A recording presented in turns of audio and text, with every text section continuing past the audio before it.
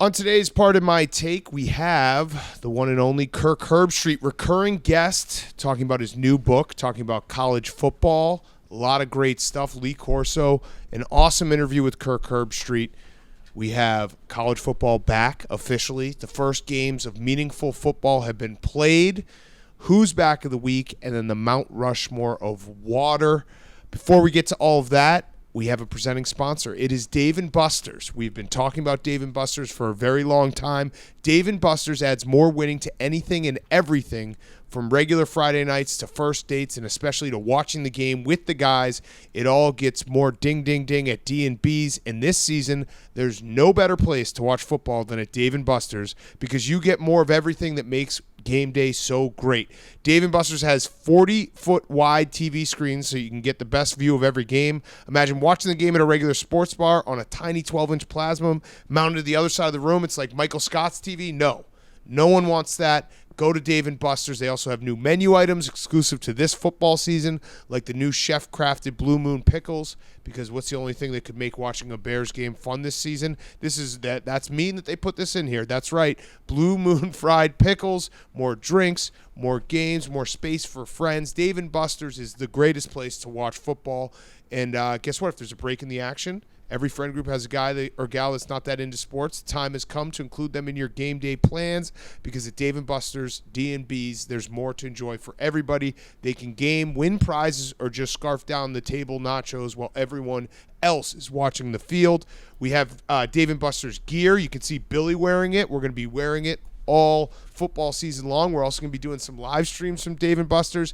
A great sponsor, something that is just perfect synergy for this show, because we love D&B's and you should love D&B's. So add more ding, ding, ding to your game day with more food, more drinks, and more screen only at Dave & Buster's. Thank you to Dave & Buster's, our great news presenting sponsor. Okay, let's go.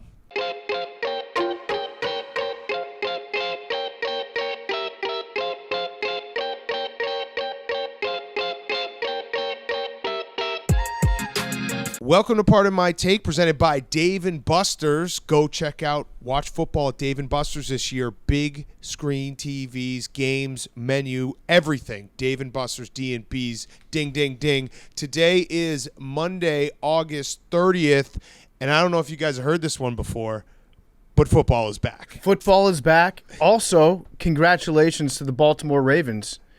They broke Vince Lombardi's record, 20-0 in preseason football. The greatest streak, perhaps, in all of sports. Simply incredible. So I'm in Cleveland right now. We're taping this in the middle of the afternoon because I'm going to be part of the Jake Paul circus tonight. But we are going to talk some football. We have Kirk Herbstreit on in a second. We have Mount Rushmore. We should talk, though. So the Baltimore Ravens, a good story.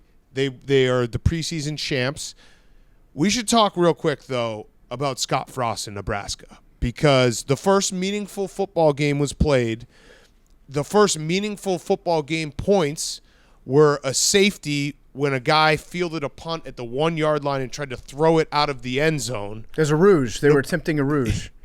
Nebraska is a complete and utter dumpster fire. I don't know what you do.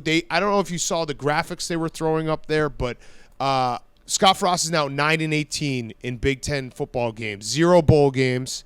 He has the second worst record of any head coach in Nebraska history, and it's a complete failure. And I feel bad for Nebraska fans. I'm sure they're probably like, the fact that they had that type of failure as the standalone game in week 0 has to hurt, because otherwise you would have just like passed over an Illinois-Nebraska game. No, everyone was watching that game. That game ruled because it was Big Ten through and through. Bret Bielema just grinding them up. Scott Frost, though, total disaster. It's tough. It's tough when they put the graphic up and it was Scott Frost and then a guy who looked like he was a 1901 baseball pitcher with the black and white pitcher next to him. And then another guy, I think the other guy's profile picture was just a cartoon because they didn't have cameras invented when that guy was coaching. But he is like, it's the worst start to any Nebraska coach, maybe of all time. And it's not great because they thought that this guy was going to be the savior. He was coming off a national championship at UCF. He was like the prodigal son returning. This is the next guy that's going to save Nebraska football. And then he comes in, implements a system that is decidedly not Nebraska in how they run. Seriously, if you're the next Nebraska coach, just buy all the steroids. Just get all the steroids. If you get caught, I guarantee you that Cornhusker fans will not give a shit if you get caught running the dirtiest strength and conditioning program in the history of college sports besides, what's that movie? Unnecessary Roughness? You need that. No. You need the program? Or Unnecessary. Yeah, both of them had, the program. But, like, you need the dirtiest strength and conditioning coach of all time. Just cheat. Just cheat, because it would be less embarrassing if you're Nebraska to get caught cheating than it is running whatever you have been running for the last 10 years.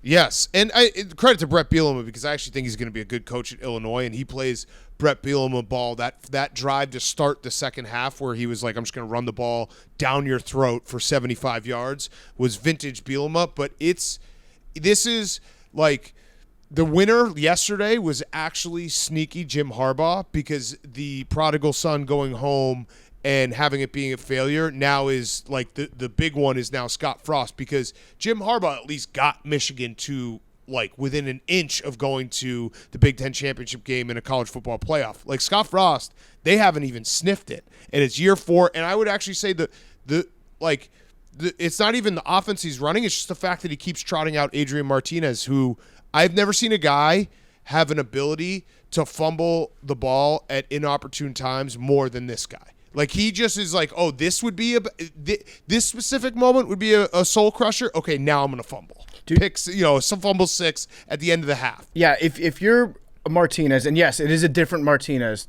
No one understands that, but they have had a quarterback named Martinez for what feels like 15 years in a row. But because Taylor Martinez was before first. That was in like the early it was like 2011 to 14ish. Yes, and now anytime you get outdueled by a Sitkowski, it's going to be an issue. And yes, and credit shout to out shout out Rutgers transfer. That was a win. That was half a win for Rutgers too. Yeah, exactly. So he looked good in comparison, but it was mostly like, is there a coach that you would less rather play in opening day in week 0 than Bielema? I don't think that there is, because Saban over the course of a season, no, I would rather play Saban, because everyone expects you to lose and get crushed by Saban. But Bielema, like, that's when he's at his freshest. You get a few weeks of actual football in under Bielema's belt, his considerable belt, and you're going to be facing a guy that's like a little worn down, a little grunt. I mean, he's a lot of man, Big Cat. He's lost some weight, though. We got to give him credit. He's lost 30 or 40 pounds. So he does look – I mean, look, when you get very big, losing 30 or 40 pounds, you're still big, but you got to give credit. We're trying to get everyone, healthy in 2021. That's how you know how big he is, because he's like, I lost either 30 or 40 pounds. He's not sure. Yeah, somewhere around there. Well, I think when you're that big, the 10-pound difference is really just – the last meal you had. Yeah. Like, it can fluctuate just from that. Yeah. Have you shit today yet? Well, then I'm more like 30 pounds less than I was. Yes. So, but yeah, it was, I don't know what to do. I actually now feel bad for Nebraska fans, because it was kind of fun to joke about, but now it's like, where do you go from here? Maybe back to the Big 12. Really sad. They have I think it's a $20 million buyout for Scott Frost. So, like, in all likelihood, Scott Frost is probably going to be there for another year, because I always just assume when the prodigal son comes home, he always gets like, it's always however many years he should be fired plus 1. You always get that like extra year. So next year probably be his extra year, and it's a disaster. And I want Nebraska to be good, because like you said, like, the fan base is incredible. That's all they have, that's the big thing in town. Obviously, that's the big thing in the state. And they've just been very, very bad. And Scott Frost, dude, you could tell too. He was like, how he was being cocky about last year when he's like, yeah, we'll go to, where'd he say? We'll go to, Kazakhstan or something? Yeah, we'll play anybody at any time. Yeah, right. Now he's like, yeah, this is, we're just snake bitten. It's like, nah, probably you're just bad. You guys are just bad. Yeah, I blame a couple people for this, right? I blame, first of all, the entire university. Who was the coach? Was it Bill Callahan when he did not recruit Danny Woodhead from in-state? The best player maybe in the history of the state of Nebraska. I mean, to not recruit him, I think that put a curse. They even let him come out and do his pro day on their field, in which Danny Woodhead cucked all of Nebraska's players and outperformed all of them. By not recruiting Danny Woodhead, not even sending him a letter, they probably didn't even drive past his house for the 4 years Danny Woodhead was tearing up high school football in Nebraska.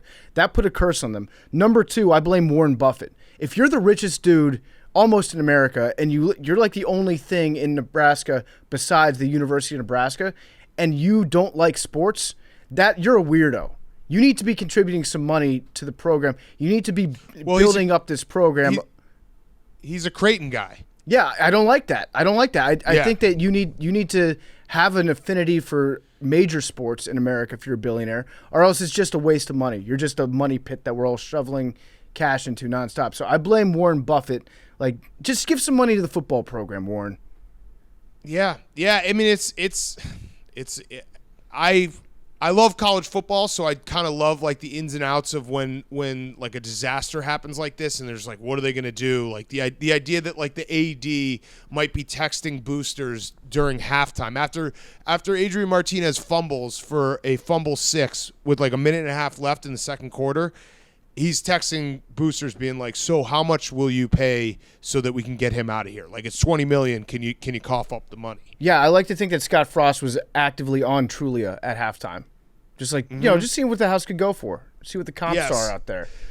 The other story from Saturday, we only had 5 games. Well, there's a couple. One was I don't know why they played the Fresno State game at like 11 o'clock local time, but the players' cleats were melting on the field. It was so hot. And like they had to stop the game because a fan passed out. But the big story is Chip Kelly has brought back the visor, which I don't know if you saw, but before the game, it was like, hey, Chip Kelly just is wearing the visor today. He's never done this at UCLA. And I was like, mortal lock UCLA, because this is the first time he put the visor back on in a college game since Oregon. I think I'm a firm believer in weirdos like Chip Kelly. Like, he purposely didn't put on the visor until he knew he had a team that could compete. And now he's like, all right, I got my guys. I'm ready to roll.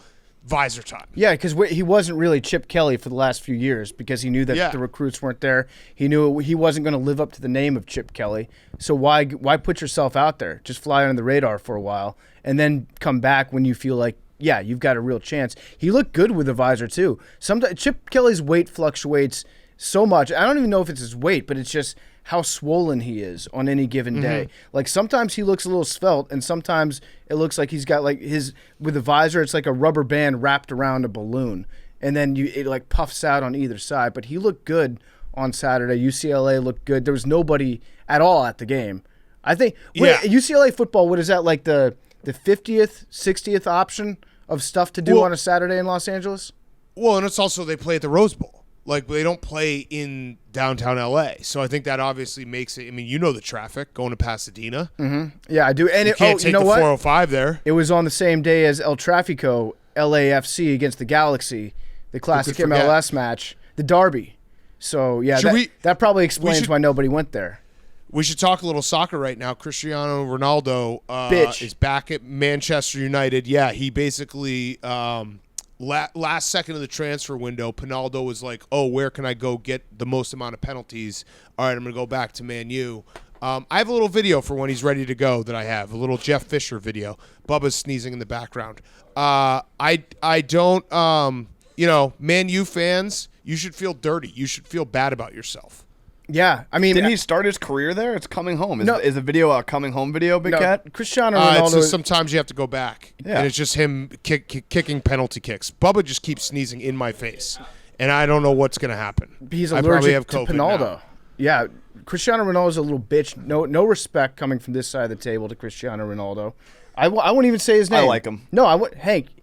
That's problematic, Hank. If you knew anything about Cristiano Ronaldo's past. He's got his own island, right? I'm good. Vacation King. So did Jeffrey Epstein.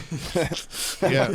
I will not say his name on this podcast. I won't. I simply won't do it. Man U's a trash franchise. Although I'd still rather cheer for them than Arsenal at this point. Like 5-0.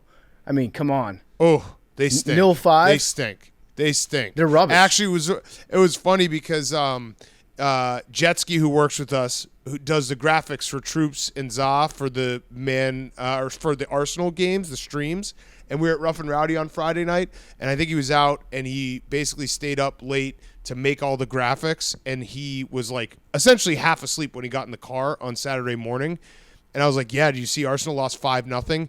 He had made every graphic except up to 5 goals because he's like, this can't happen. So he like made 1-0, 1-1, 2-1, 2-2, all the graphics. He's like, are you fucking serious? They lost 5-0. So yeah, that's how bad Arsenal is right now.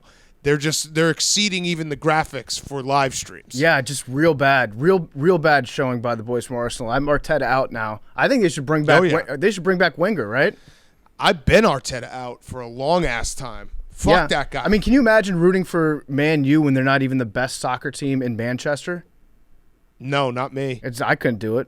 Not me. Man City. What part of London is Manchester? It's in South London. Got it. It's where when the Cockney accent, that's Manchester. Actually, no. Yeah. It's Peaky Blinders. That's Manchester. Ah, okay, nice. Good to know. Little historical. Let's do real quick. I just watched 3 hours of a rain delay on F1. That's all I got. Oh, I have one thing from it. Did you see Lewis Hamilton on he was talking about some dude, I think it's Christian Horner, dropped a bomb. It was a cameraman. It was a cameraman. So Hank, you got to stand up for yourself. Lewis Hamilton said this: "I'm glad I went to the toilet. The one I went to, someone had dropped a crazy bomb in there. The worst thing ever. It's gonna haunt me for life." That was pretty much the highlight of F1 today. Okay, wait, that was Lewis Hamilton said that. Yes, that was probably he said it's gonna haunt him for life. It was probably Christian Horner's toilet. Yeah, but so what Hank said, and he's right, is they said that it was a French cameraman who went to that bathroom. So Hank, do you think, as a cameraman yourself who blows up toilets, Big cat, if we're talking about a little bit French, people in this room, a little bit French. When have I ever blown up a toilet in your face? All the Big cat, you literally Mount Rushmore. No way. You talked about how you literally clog every toilet of every bathroom. I think we've all blown up our fair share. With you. Have you clogged the toilet in your bathroom this weekend yet? No, actually, no. Congratulations. Actually, no. Thank you. Prayers up for it later. It seems like you're shaming me. No, I'm just saying you're trying to say I'm the bomb exploder in this. I think you're podcast. a cameraman. I do think it's a little unfair to point any finger because as a podcast, I think we probably have like 2.5 toilets broken per person as an average. But I do. To your point, Big Cat. I know what you're saying. I think when you're a cameraman, you always are. You got to be locked in. You only get so many minutes of break, so it's probably something that you hold in for a long time, and then when you get to release it, it's a bomb. I wasn't saying that it was a bomb because it was you. I just added that. I was talking about from a cameraman's perspective. If you like blow up a toilet, if you were doing it, like maybe you were doing Sunday Night Football, you blow up a toilet, and Al Michaels goes in after you, like you kind of have to quit. Yeah, that's tough. That's definitely tough. Like if they know who this guy was, which it sounds like they do, I think you have to quit. You can't walk around and see his face and be like, "Yo, that he said this will haunt me forever." Well, maybe he's a race car driver who's seen like people die in crashes. How did they positively ID whose shit that it was? Did they check it? Did they test it? Like get a sample of it, or did they have they've got surveillance and they went back to the security room and saw who went in first? I think he just because that's kind of bullshit. He just went in. He just went in after someone. He just went in after someone. Well, that's kind of on you. You got to give a little buffer zone.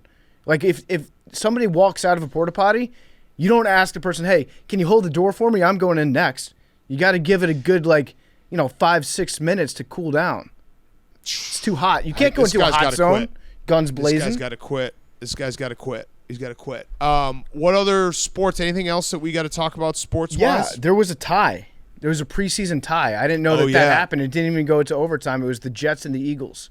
31-31. Jake, that's probably a scoregami, right? I'll check. I would assume so. Maybe not, because there used to be ties. Yeah, 31-31. There still are, technically. Yeah, I mean, you can tie in the NFL. Oh, my God. Scoregami.com is offline for maintenance. Oh, sweet Christ. They need to fix this 2 weeks from today. Emergency. That would be terrible. Emergency. I guess the hottest debate right now is it going to be Cam or is it going to be Mac? People are still talking about that. And Belichick's keeping it pretty close to the vest. So I don't know. One thing that I've heard, and I love this line of dialogue, people saying, you know what, Mac Jones, he's not going to be the best rookie quarterback, but he's the most NFL-ready rookie quarterback right now. I love that. So he's going to go in and probably not lose you any games, whereas Cam Newton, probably going to lose you a couple games, maybe win you a couple games. Mac Jones is just kind of going to be there. I don't know if you feel the same way, Big Cat, but I mean, I know you're like trying to get Justin Fields starting, even though Andy Dalton's a super nice guy, but I would prefer Cam Newton to start because then you have no wiggle room. It just seems like if Mac Jones starts, Cam Newton's going to be mad, and if Mac Jones does bad, then it's going to be like a disaster, whereas if Cam starts and is bad, it just extends the season a little bit. Well, it gives you more. It gives you a second chance versus if you do it the opposite way, it seems like much more of a shit show.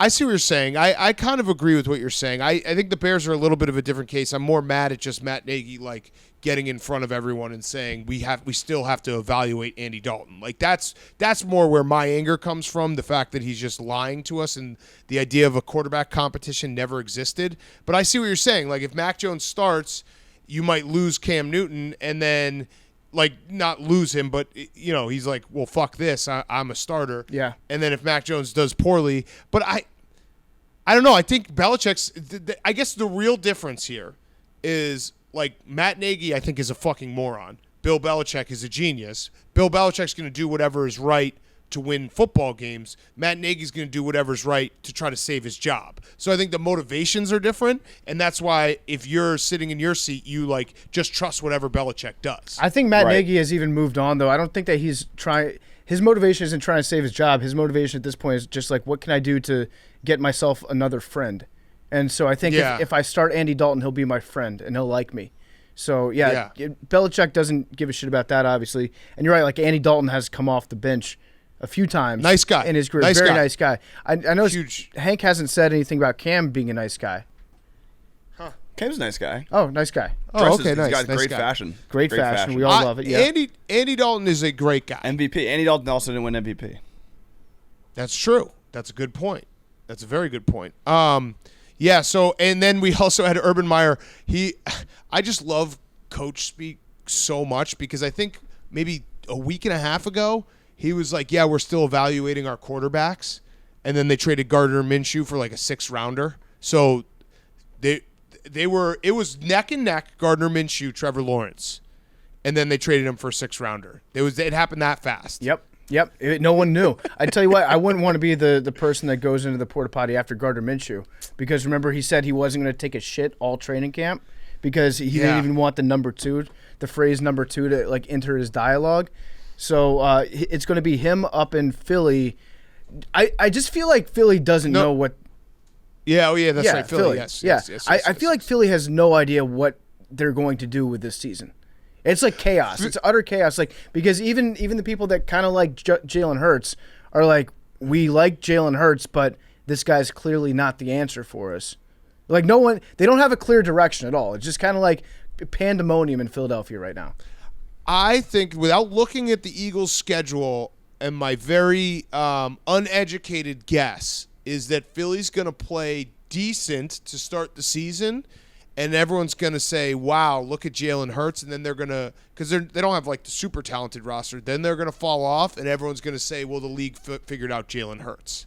Okay. And then it sounds those. like if you give up all this capital to get Minshew, sounds like Joe Flacco might be the odd man out in Philly. All that capital, 6th-rounder. I mean, if you give up something for the guy – you know what the Texans are asking for Deshaun Watson? Yeah, like 5 first-round picks, and then the Dolphins are asking for like a bunch of clauses to get them all back, right? They're like, hey, if he's a rapist, can we get our stuff back? Yeah. Just gonna throw this quick disclaimer on this trade proposal. Yeah, and honestly, like I kind of agree with that disclaimer. If a player gets convicted of 22 counts of sexual assault after you trade for him, you should be able to send him back. I'm not gonna say I've found a piece with Dolphins fans, but so past me would say, hey, it seems kind of weird that they're even having discussions if Tua's the guy. But again, I've found peace with Dolphin fans, so I'm just gonna say Tua's the guy. Yeah, well, I don't know. I feel like Tua, the microscope isn't so much on Tua anymore in Florida as it is Trevor Lawrence. Like Tua's gonna be able to skate if he has an average season this year. And Trevor Lawrence stinks it up. Tua's kind of off the hook. Do you expect Tua? How so? Well, what's the bar for success for Tua right now? Like, do you want him to go out there and light it up? Well, yeah, because I think the Dolphins have like a playoff caliber roster. I mean, they were decent to like good last year. So I think that Tua it's basically his play has to pick up. I think Trevor Lawrence is a wash this year. Like he doesn't have to do because the Jaguars stink and they don't have anything around him. So he's kind of good no matter what, and I think he's going to look good. I think Tua has to show something this year. Yeah, but I'm saying like he was so bad at times last year that just an average season this year out of Tua, I think that goes a long way. Oh, I think they need to make the playoffs. I do. I think the Dolphins can make the playoffs with Tua being average. Are they doing the extra game this year? No. How many teams make the playoffs this year? Yeah, I think extra game, right? Your game, the Big Cat game. 7. Yeah, they're doing the Nickelodeon game. Nick Jr. slime time. I don't like how they changed the playoffs in MLB and then changed it back. If you change the playoffs once, I just expect it to stay that way forever. So thankfully, the NFL has done that. Or when they switch from like certain rounds being or best of 5 to best of 7, and then they go back. No, if you're a dad and they change that, you will never remember it ever for the rest of your life if they change it back. I think NBA absolutely should go back to the best of 5. The Dikembe Mutombo shocked the world. Yeah, those are the moments that you get. My dad still calls it the pennant. Like you can't change things up on dads. Yes. All right, let's get to Who's Back of the Week. Who's Back of the Week is brought to you by our friends of the Cash App. The stock market is back. Investing through the Cash App is back. Buying and sell Bitcoin. So download the Cash App, enter the referral code Barstool. You'll receive $10, and they will now send $10 to ASPCA when you download the Cash App from the App Store, Google Play Store today. The Cash App is back. Do it right now. Check it out. Buy stocks, buy and sell Bitcoin. Do it all with the Cash App. Okay, Who's Back of the Week? Hank.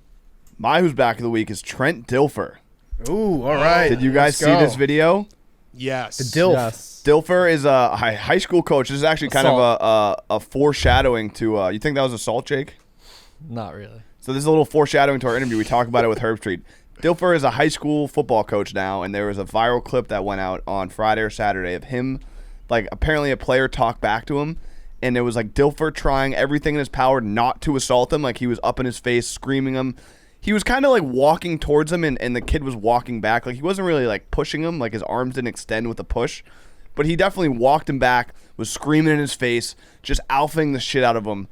It was just I'm curious to see what Billy thinks. I think it's a regular like kind of football player and football coach interaction if a player's like giving him shit. But it was just funny because it was Trent Dilfer being an absolute psychopath. Yeah, I'm watching it right now. He's dog walking him. That's a dog walk to his own player. I put most of the blame on the holdback guy. Trent's holdback guy does an awful job. So the holdback guy is nowhere to be found until the very end when the player spikes his helmet on the ground, and then the holdback guy does a half-assed job of grabbing his belt. You need to have a hand around the waist the entire time, providing backwards resistance on Trent Dilfer. But Trent Dilfer looks kind of jacked up also in this clip. Jacked up. Yeah, he does. He looks beastly. Billy, what'd you think? Dude, with a lot of this stuff, it's just because Trent Dilfer is under a microscope because he's Trent Dilfer. Like this happens Friday nights across America. Just like guy getting chewed out. And apparently their team is like one of the best teams in the country. Yeah, that's excellence. There's also a sliding scale with like being a hardo to your kids, and it's like high school. Like if this happened in the NFL, I'm like, what are they doing? Like that, no one's gonna respond. No grown man's gonna respond to that type of coaching. But I think when you're in high school, that it plays. Oh, this isn't even that bad. Now that I'm rewatching. No, yeah, it wasn't. I agree. So the thing I was curious for Billy and Big Cat, I guess, as a father, is because a lot of the comments were like, imagine if you're a dad in the stands and you see this happen. Like, what's your reaction? I'd be like, good. He's coaching him hard. I mean, as long as because he didn't push him. They're right. There was no physical assault. It was just like he just dog walked the shit out of him. As long as you're not Bobby Knight. Right, as long as you're not Bobby Knight choking a kid, like Tom Izzo, it happens every year with Tom Izzo where he'll like grab a kid. Like I hate the argument you never put your hands on a player. It's like grabbing a guy by the shoulder, or grabbing him by the elbow. Come on, are we really going to get upset about that? Obviously, if it's like punching, choking, like actual malicious intent, there was no malicious intent in this. All right, so upon further reviewing this clip, Trent doesn't really touch him besides, like, even what he's doing to the kid as he's walking backwards. Like, he's got his hands on the kid's pads. Great hand placement. Right. Good hand. Right. Yeah, it's Great not even. hand, yes. It's not even a hold. It's just Right. like keeping your hands inside and maintaining leverage. He just walks towards him. You're right. That happens at probably 10,000 high schools across America every weekend. Also, some of these guys are in such a mindset that it was probably actually good Trent Dilfer talked him down, because if emotions are flaring, like he could have been yelling at a ref. I don't know what the context was, but getting himself in more trouble. So it's almost like you got to corner, the angry bull. And to add to all of it, I hate the reaction whenever something like this happens, because you don't know this player and the coaches, like, how their relationship works, right? It's just you get a glimpse of it for a split second, and then you decide immediately, oh, how could he ever do that? That might, like, the player could have ultimate trust in the coach. It could be a player that says, I need to be coached hard. Like, this is the buttons that need to be pushed. So I never see a brief second of that and be like, oh my God, how could he? It's just ridiculous. By the way, I've been looking at the computer the whole time, not the camera. So that's going to be weird for the clips. I just realized. Also, by the way, just a second ago, I saw Liam put up an Instagram story of you, Big Cat, and I don't know if it was the camera angle, but like it looks like you're sitting at a kiddie desk. Well, Liam, not to incriminate ourselves, he ripped a nightstand off the wall for what I'm using right now. My knees are in, like, there's nails in here that he ripped off the wall for the love of the game. I sat down and I looked, and it's just it's like a piece of wood dangling off the wall. I was like, did you rip this off the wall? All right, wait. Go ahead, PFT. We have an update here from Lipscomb Academy Football. A statement from our head coach, Trent Dilfer, on the viral video going around. I want to address the incident on our sideline. Memes, don't even think about it. I know where your head went, memes, immediately. During Friday night's game versus Independence that has drawn a lot of attention, first and foremost, I take full responsibility as a head coach and leader of our team for not de-escalating an emotional situation with one of our players, Bo Dawson. Bo is one of our finest student athletes and embodies all the characteristics we're looking for in our Mustang players. He plays the game with the right kind of passion and is an inspiration to other players. During a moment of frustration in an attempt to get our team to play with more discipline, I unfairly singled Bo out. Somehow Bo has been portrayed publicly as the culprit, when in reality, I should have been a better leader and showed greater wisdom and discernment in how I handled this incident. Overall, I could not be more proud of Bo and the rest of our team for how they handled the emotional nature of each game they compete in. That's a good statement. That's Trent jumping on a grenade for Bo. What was the score of the game? Because I have a feeling it was a blowout. I think I saw that they've won their 2 games by like 100 Yeah, they were probably blowing the other team out, and they wanted to keep it cordial. Bo probably wanted to get back into the game because he's such a competitor. Yeah. And Trent was like, you stay on the sideline. We have class at this program, young man. And I still feel like I feel like if we ever interviewed Trent Dilfer, he would say like it didn't happen. But the story of him asking for the private jet is like still, I think, the funniest story of any ESPN personality of all time. Yeah. All time miscalculation of knowing your worth. Yeah. That's it. That's my who's back. All right. PFT. Good who's back, Hank. Thanks. Good who's back. Got the discussion going. My who's back of the week is giant thermometers, number 1. Giant thermometers were out in full force this weekend. We saw one out in Fresno. The temperature on the field was like 135 degrees. And when they say on the field, I realize now they literally mean they're measuring the temperature of the black pellets that are on the football field, because they lay the giant thermometer down like in the turf. They don't just like hold it next to themselves. So it was like 130 degrees down on the field and 90 degrees in the air. And as Big Cat said earlier, it was melting people's cleats, which doesn't seem safe to get tackled on, doesn't seem safe to play on. But I love the giant thermometers. Then there was a second giant thermometer, and I think that one was more like 80 degrees, 85 degrees. But you get kind of bookended in football season by giant thermometers. At the start, they're like, holy shit, the field is 130 miles an hour or 130 degrees. Then at the end of the season, the giant thermometers come back out again in the playoffs when they're like, can you believe it? It's -5 degrees here in Foxborough, Massachusetts, and the Dolphins don't have a chance, like that sort of thing. Yes. Giant thermometers are definitely back. Love giant. And then I had one more who's back, just football guys back in general. Brian Harsin is back. So in case you've forgotten about Brian Harsin, he is coaching now at Auburn, right? So Brian Harsin, he's a football guy is who he is. Player? No, he's a head coach. Yeah. Auburn? Yeah. What do you do? Yeah, so he said that he's sick of his players taking the elevator, and he wants a blue-collar mentality on the team. And so he installed a sign in the elevator of the athletic complex saying it's for injured players only. Everyone else has to take the stairs. So no one else. This is such a classic football guy thing too, because I guarantee he thinks of everything literally. So when he's like, you know what, you can't skip any steps on the path to excellence, so you can't skip any steps in my practice facility. There's like Josh Heupel that we talked about last week, that he likes the enthusiasm that his players are taking the stairs, like how they're walking up the stairs.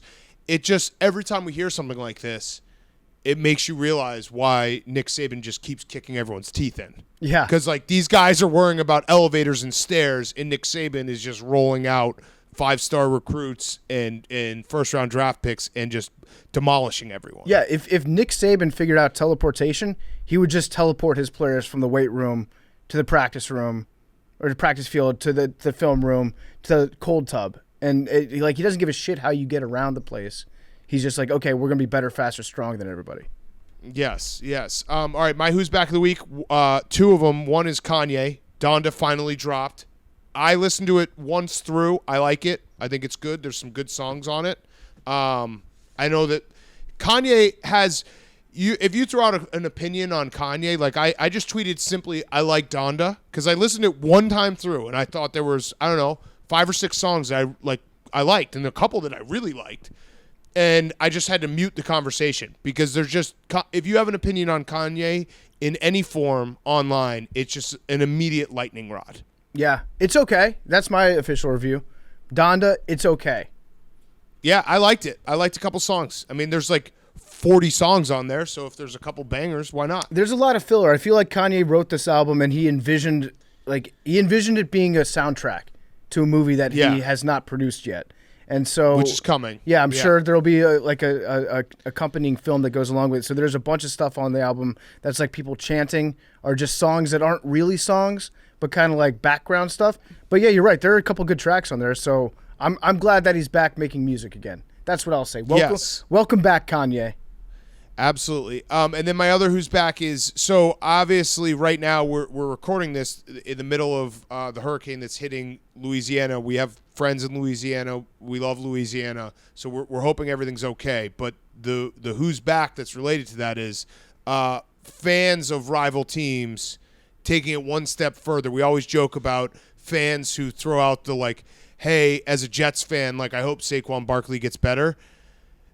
People are actually doing this for the hurricane. So the Saints tweeted out, like, praying for the Gulf Coast and the region as Hurricane Ida makes landfall, which makes sense. There are people in the replies who are like, Falcons fan here, praying for the best possible outcome. I'm blown away with the fact that a Falcons fan can actually pray that people don't die, even though they do have a rivalry. Yeah. Like, Falcons fan here. I'm just scrolling through it. Falcons fan here. It's just Bucks fan praying for you guys. We have been there. Like, this is Broncos fan here. Please take care of the animals over there. Stay safe. Giants fan here. Please stay safe. Why are people announcing their fandom when it's not a game? Not a game. Literal lives are like at risk right now. Not a game. We're not talking about an injury in a game. We're talking about a hurricane that's going to devastate people's homes. And they're like, hey, just a hands up, just so you know, Broncos fan coming in peace. Yeah, hope no one dies. That's what I like the best. I want to see what's going on like the LSU Reddit pages where it's like, hey, Auburn fan coming in peace here. Just want to say, hope nobody dies. Yeah, right. Hey, if you could give me some upvotes, I would appreciate it. What else do I have to say? I fucking hate you guys on the football field, but I hope your house doesn't get flooded and you can't afford to fix it. Just want to say, what? Even though I might pull for the Gators, I want to say that I hope your grandparents can still breathe. It's fucking insane. Sportsmanship. It's triple sportsmanship. Unbelievable sportsmanship. And I sort of shake these people and be like, what are you talking about right now? Yeah. You don't have to announce who you root for when you're rooting for humanity. Although I do think that every time they write an article in the paper about somebody who's arrested for a heinous crime, they should preface it with what team that person roots for the most. Yes. So it's like Pittsburgh Pirates fan arrested for human trafficking. Yes. Absolutely. All right, Jake. My who's back is murder hornets. So these things first popped up in early 2020, and we kind of forgot about them because of COVID. And you forgot about them. You've been on high alert. I've remained vigilant. All right. Well, unfortunately, they're back. The first nest was eradicated in Washington, so that's good news. But I'm sure Billy's on the lookout for more. Have they done any murders? I don't think so. So they're the pussies. They're just they're pussies. I like the one single hornet thing. Just cracks me up every time. Well, it's true. One single murder hornet can take out an entire hive of honeybees. Yeah. So it's bad news if you're a honeybee in the greater Seattle area. But besides that, the chances of you being killed by a murder hornet are actually less than the chances of you being struck by lightning when you're going outside to look for murder hornets. Yeah, I actually have the reason why they're called murder hornets. They're actually Asian giant hornets. They got the nickname murder hornets because they enter a, quote, slaughter phase where they kill bees by decapitating them. It's metal as So fuck. they don't. So that's not us. They don't murder us. No, when we were talking about it last year, they kill like 50 to 100 people a year in Asia. They have numbers up there. But Billy, that's people who are allergic to bees. No, but like if they were to have a widespread, they're not decapitating humans. No, they're stinging Yeah, but bees kill people too. Like that would be like me saying, "Hey, this Jiffy over here, it's murder peanut butter." That's the same thing. It kills people.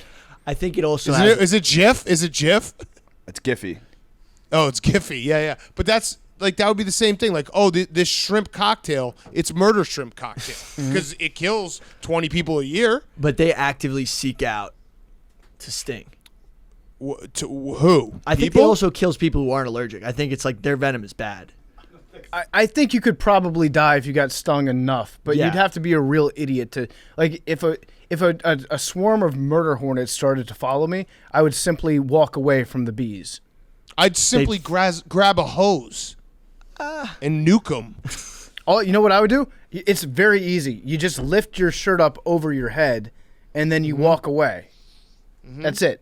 Foolproof. I'd punch them in the face. Well, to each their own. Yeah, you know what? I'd jump into a lake. That actually doesn't work. Why not?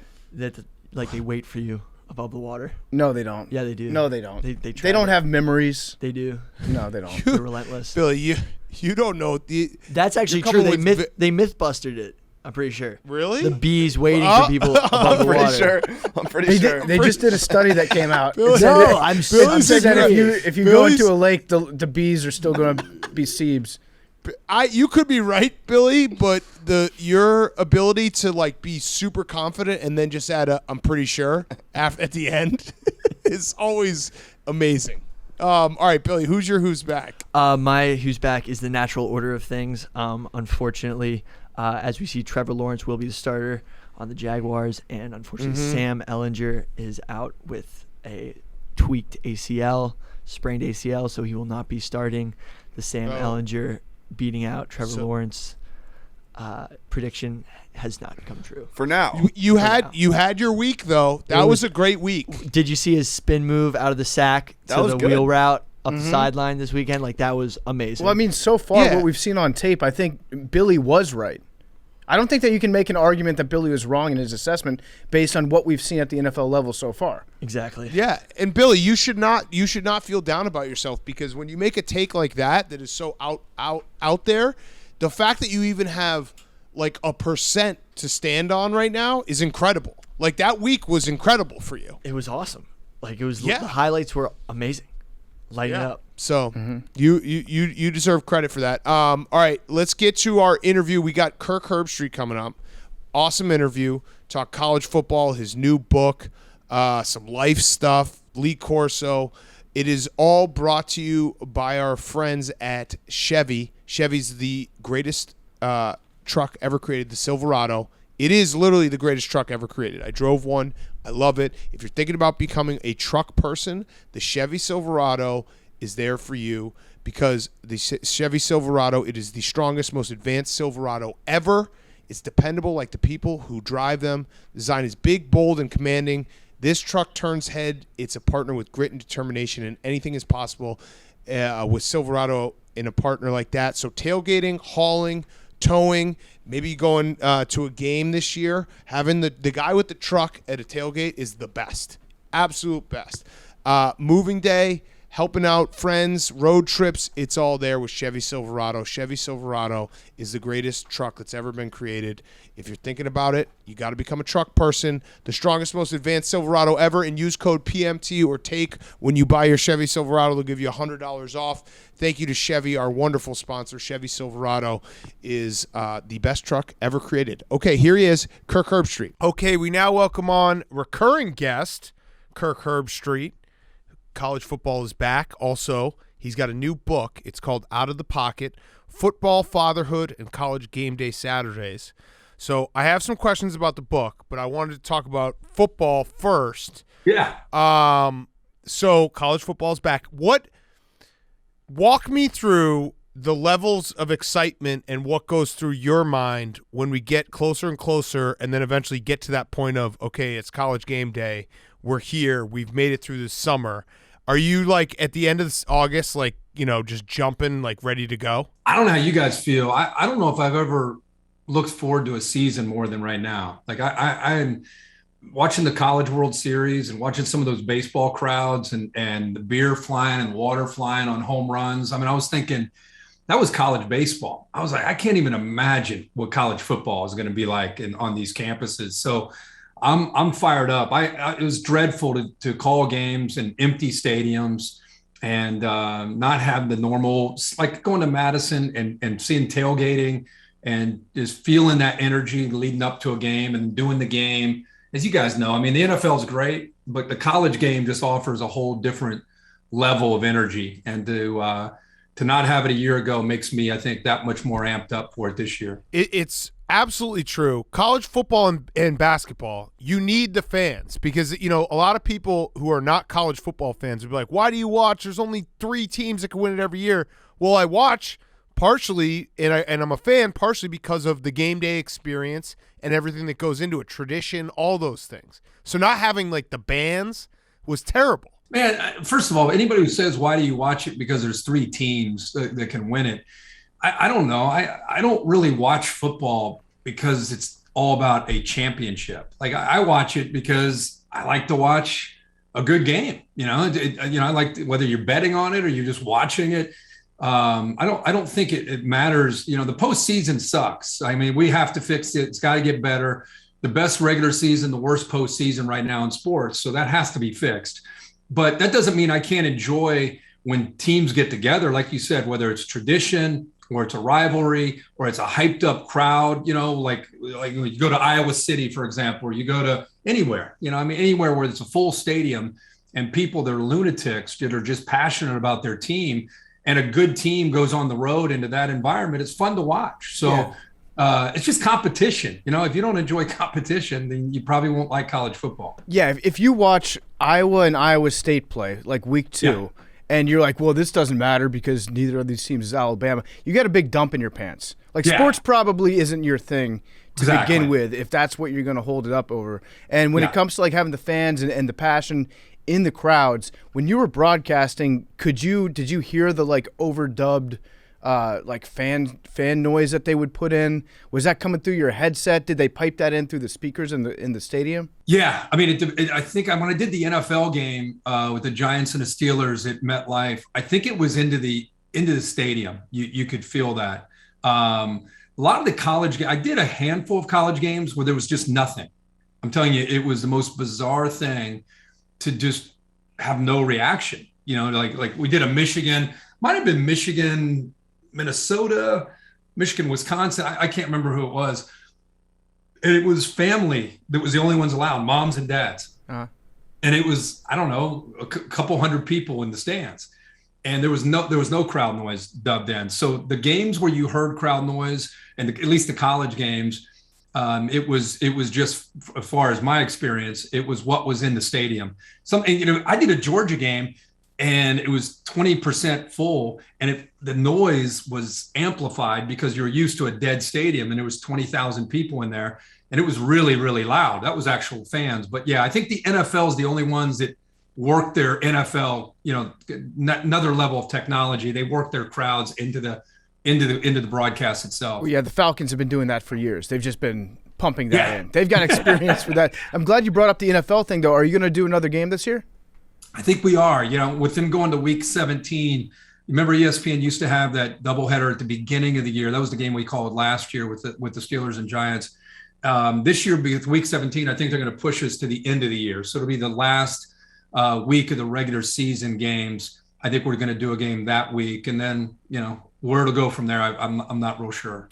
All right, so conference realignment.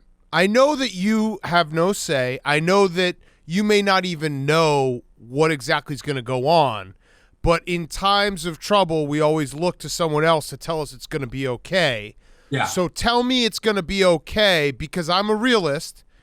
In terms of the Big Ten, if Ohio State wants to do something, they can do it. They are the Big Ten at this point in terms of the national, sitting at that table with the big dogs. So Tell me it's going to be okay. Tell me Ohio State is happy and they're not going to rock the boat and everything's going to be fine. I don't think Ohio State or Michigan would ever pull themselves out of the Big Ten. I think what you're going to have, my guess would be what we'll have is these 4 super conferences. I wouldn't be shocked to see us get to these 4 16-team conferences. I don't know what's going to happen to what's left of the Big 12. I don't know if some of them join the Big 10, some join the Pac-12, but I can see 3 years from now there being a Pac-16. The SEC has 16, the Big 10 has 16, the ACC has 16, and they pull away from the NCAA. They create their own governing body, their own land, their own world.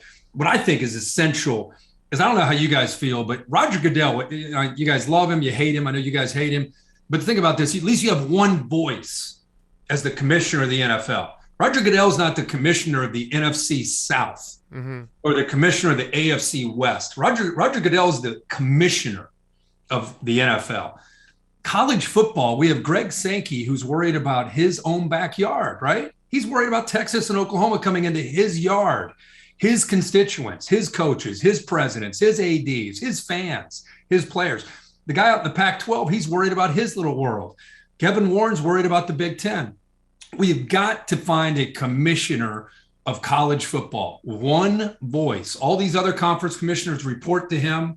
He makes a unilateral decision for what's best for the game to move forward. We cannot continue to have people who don't trust each other, who are looking over their shoulder. This guy wronged me. What are we going to do about this? And only worry about their little world. We have to find a voice that worries about the whole sport. So are you going to do that job? Because I agree with you. I think the problem right now is we went through the big conference realignment, whatever it was, a decade ago, or I can't remember, but it's more just like feeling like there's a never-ending feeling to it, where it's like this now is happening, so there's going to be dominoes, and then in 10 years from now, it could happen again. So I'm with you. I want to have like, hey, here's the plan. Here's what it is. This is set. We're not going to be changing it every 10 years and being worried about some team leaving our league or, a super league being created. Just give me the knowledge that like we're okay going forward. So I think you should do the job. I think you just created a job for yourself. I'm voting for you. Well, Big Cat, we need closure, is what you're saying. Yeah. Like we need to be done with this. It's ridiculous. When schools like Nebraska left their region, West Virginia left, going further back. Remember when Virginia Tech and Miami used to be in the Big East? Mm-hmm. And once that started to crack, everything started to get kind of wacky. And so I'm with you. We need to get through this, wherever we're going. I have no idea where we're headed, but wherever we're headed, hopefully within a couple, 2 to 3 years, it's done, right? And then I wouldn't be shocked. You imagine them pulling out of the NCAA? It feels like that, right? I mean, It just feels like they're going to go do their own thing. The NCAA is kind of a fake committee. It's just like people that have managed to seize power for a certain amount of time, and everybody else agrees, yeah, we'll operate under the NCAA's guidelines if it means that we can keep making money and playing sports against each other. But in reality, there's no real loyalty there. Yeah, and I also think it's just archaic, right? I think the rule book that they have and when those rules were written, many of them don't apply to what's happening in 2021. So you either blow the NCAA up and start over, or you pull out. Like what Cornell or Colgate are doing shouldn't apply to what Alabama and Wisconsin and Ohio State are doing. It's just a very different model today versus where sports were, decades and decades ago. It should honestly just be football. Football should just pull out. The NCAA can stay for all the other sports, because that's really what it boils down to, is you're treating football like every other sport. And it's not even like comparable. I love college basketball. I eat up college basketball. Yeah. They're not comparable, like in terms of money makers. So football is driving everything here. That's why you see the realignment. So just separate football from everything else. It's not the same, and they shouldn't be treated the same. I'm like you guys, like college basketball for me, man. I used to be able to watch a big Monday. Like I used to be able to, I'm a little older than you guys, but when like Georgetown used to play Syracuse or Kansas used to play Oklahoma, those were games that it didn't matter about March Madness, or it was a great scene. It was a great atmosphere. It was just a great game. Like we were talking about earlier with football. And I'm not saying those games still don't exist, but man, I used to know players that played all over the country. I knew their names. I could tell you their strengths and weaknesses just by being a fan. I don't know anybody hardly anymore in college basketball. Like they're not there long enough. They're there for like a semester and they're gone. And so I think it's that sport has really been struggling lately. And to your point, college football generates, I think, 85% of the revenue, compared to 15% for college basketball, which is just mind-boggling to think. Yeah. So give me some names. Who do you think would make a good college football commissioner? Because I think like Oliver Luck would probably make a pretty good one, right? Yeah. I mean, the name that jumps out to me initially is there are two guys. Greg Sankey is the most powerful man right now and probably did the best job. He's the commissioner of the SEC, probably did the best job of leadership through the global pandemic. He would be the first name that would probably surface that would be a likely candidate. The next would be Jim Delaney, who was at the Big Ten and retired, just to see about his health and how he's feeling and what he's interested in doing. But he's a very powerful, assertive personality and a guy that at the very least should be a consultant that you'd want to talk to. And then an outlier to me would be Gene Smith, the athletic director at Ohio State. Who has been around and done a lot of things. He went to Notre Dame. He's been all over the country in different leadership roles. He would definitely be a name that I think would pop up. So what does Notre Dame do? Notre Dame should honestly just be the only team that stays in the NCAA. Then they get to claim NCAA championships moving forward. You guys aren't big Notre Dame guys, huh? Not so much. I like making fun of Notre Dame. Notre Dame's great when they're both the cathedral and the team. Especially the cathedral. But like when they're relevant enough to be disappointing. That's when That's when you love them. That's when it's the best. Yeah, I'm in the camp of like Notre Dame it's always better when they're in the conversation. I love traditional powerhouses being in the conversation. I don't want them to win it all because it is fun watching the disappointment, but I do want them to be good. Yeah. I'll say this though, because I'm like you guys. Sometimes I get annoyed because Notre Dame seems to get the advantage or gets a lot of hype, and when they don't necessarily deserve it. But Brian Kelly in the last couple years, it doesn't feel just a little different. Like when Notre Dame takes the field right now, it started for me when they went to Athens. Like I want to say it was 3 years ago. And I'm thinking, okay, Notre Dame, now we're going to see what's up. And they battled their asses off on the road at Georgia against a good Georgia team. And it looked athletic. I mean, they looked really good in that game. And that's what it just felt like, because I did the Miami Notre Dame game about 4 years ago, and it was a bloodbath. I mean, they got blown out down at Miami. But the last 2 or 3 years, I don't know. I just feel like he's recruiting at a different level. And I think they found their niche on how to recruit. We don't need to try to be Alabama or Ohio State. We're going to recruit tight ends. We're going to recruit like Wisconsin. We're going to get good linemen. We're going to get good running backs and a smart quarterback. and we can win by doing that. I don't know. I'm kind of high on Notre Dame these last couple of years. Yeah, they've been fantastic. The problem that Notre Dame runs into, and it's not really fair to Brian Kelly because we think of him as like him being able to get over the top. Notre Dame is compared to Alabama, Ohio State, and Clemson, and those three teams are on a completely different stratosphere. So, like, Notre Dame's been fantastic. They've had great seasons. They've had great football teams. They just are missing those one. I actually think that Notre Dame's just missing that one, like, super dynamic 5-star quarterback. If they can recruit that guy and, like, a Trevor Lawrence or a Tua, that will take them over the top because the rest of the roster is kind of there. That's fair. I thought Ian Book was solid. I mean, he made the most out of what he had. He was a kind of a winner, kind of a gym rat type of kid. But what you're talking about is another level. You're talking about a guy that could be the first pick overall in the draft. I mean, that's an elite guy. And you're right. They've not had that for a long time. Speaking of, like, roster construction, Texas and Oklahoma, obviously we just talked about realignment, going to the SEC. How long do you think it will take them to, like, get up to par with the rest of the SEC in terms of line play? Because that's always, to me, the big difference when you go from that, make that jump to the SEC where they got, 8 guys who can all, run crazy 40s and are 300 pounds and get after the quarterback and all that stuff. So how long do you think it's going to take for them to get to that level roster-wise? Number one, I totally agree. I think defensive line play is the difference in the elite SEC teams and the consistency of those teams. I think Oklahoma's made strides. I think Oklahoma with Lincoln Riley, they're always going to recruit offense. They're always going to be able to score. And I don't think that'll change by going into the SEC. They're going to have to go to a different level as far as that defensive line and being able to get, instead of 1 or 2, you're going to have to find 5 or 6 guys that are difference makers. I think I'd be surprised if they don't hit the ground running. That's an impressive brand to me, and they got great leadership. Texas is a wild card, man. I mean, they are kind of the Dallas Cowboys of college football. With the Dallas Cowboys, I don't know. You guys tell me. You guys know this world better than me. If all the NFL teams were for sale, are the Cowboys the most expensive? Yeah, probably. Yeah, they're giving the stadium when and was everything. When was the last time they mattered on the field? Like, when was the last time? I mean, you guys, I don't even know if you were born the last time they mattered. It's probably back to the mid-'90s. It's been a long, long time since Troy Aikman, Emmitt Smith, and Mike Warren, and yet they are still the Dallas Cowboys. Texas feels the same way to me.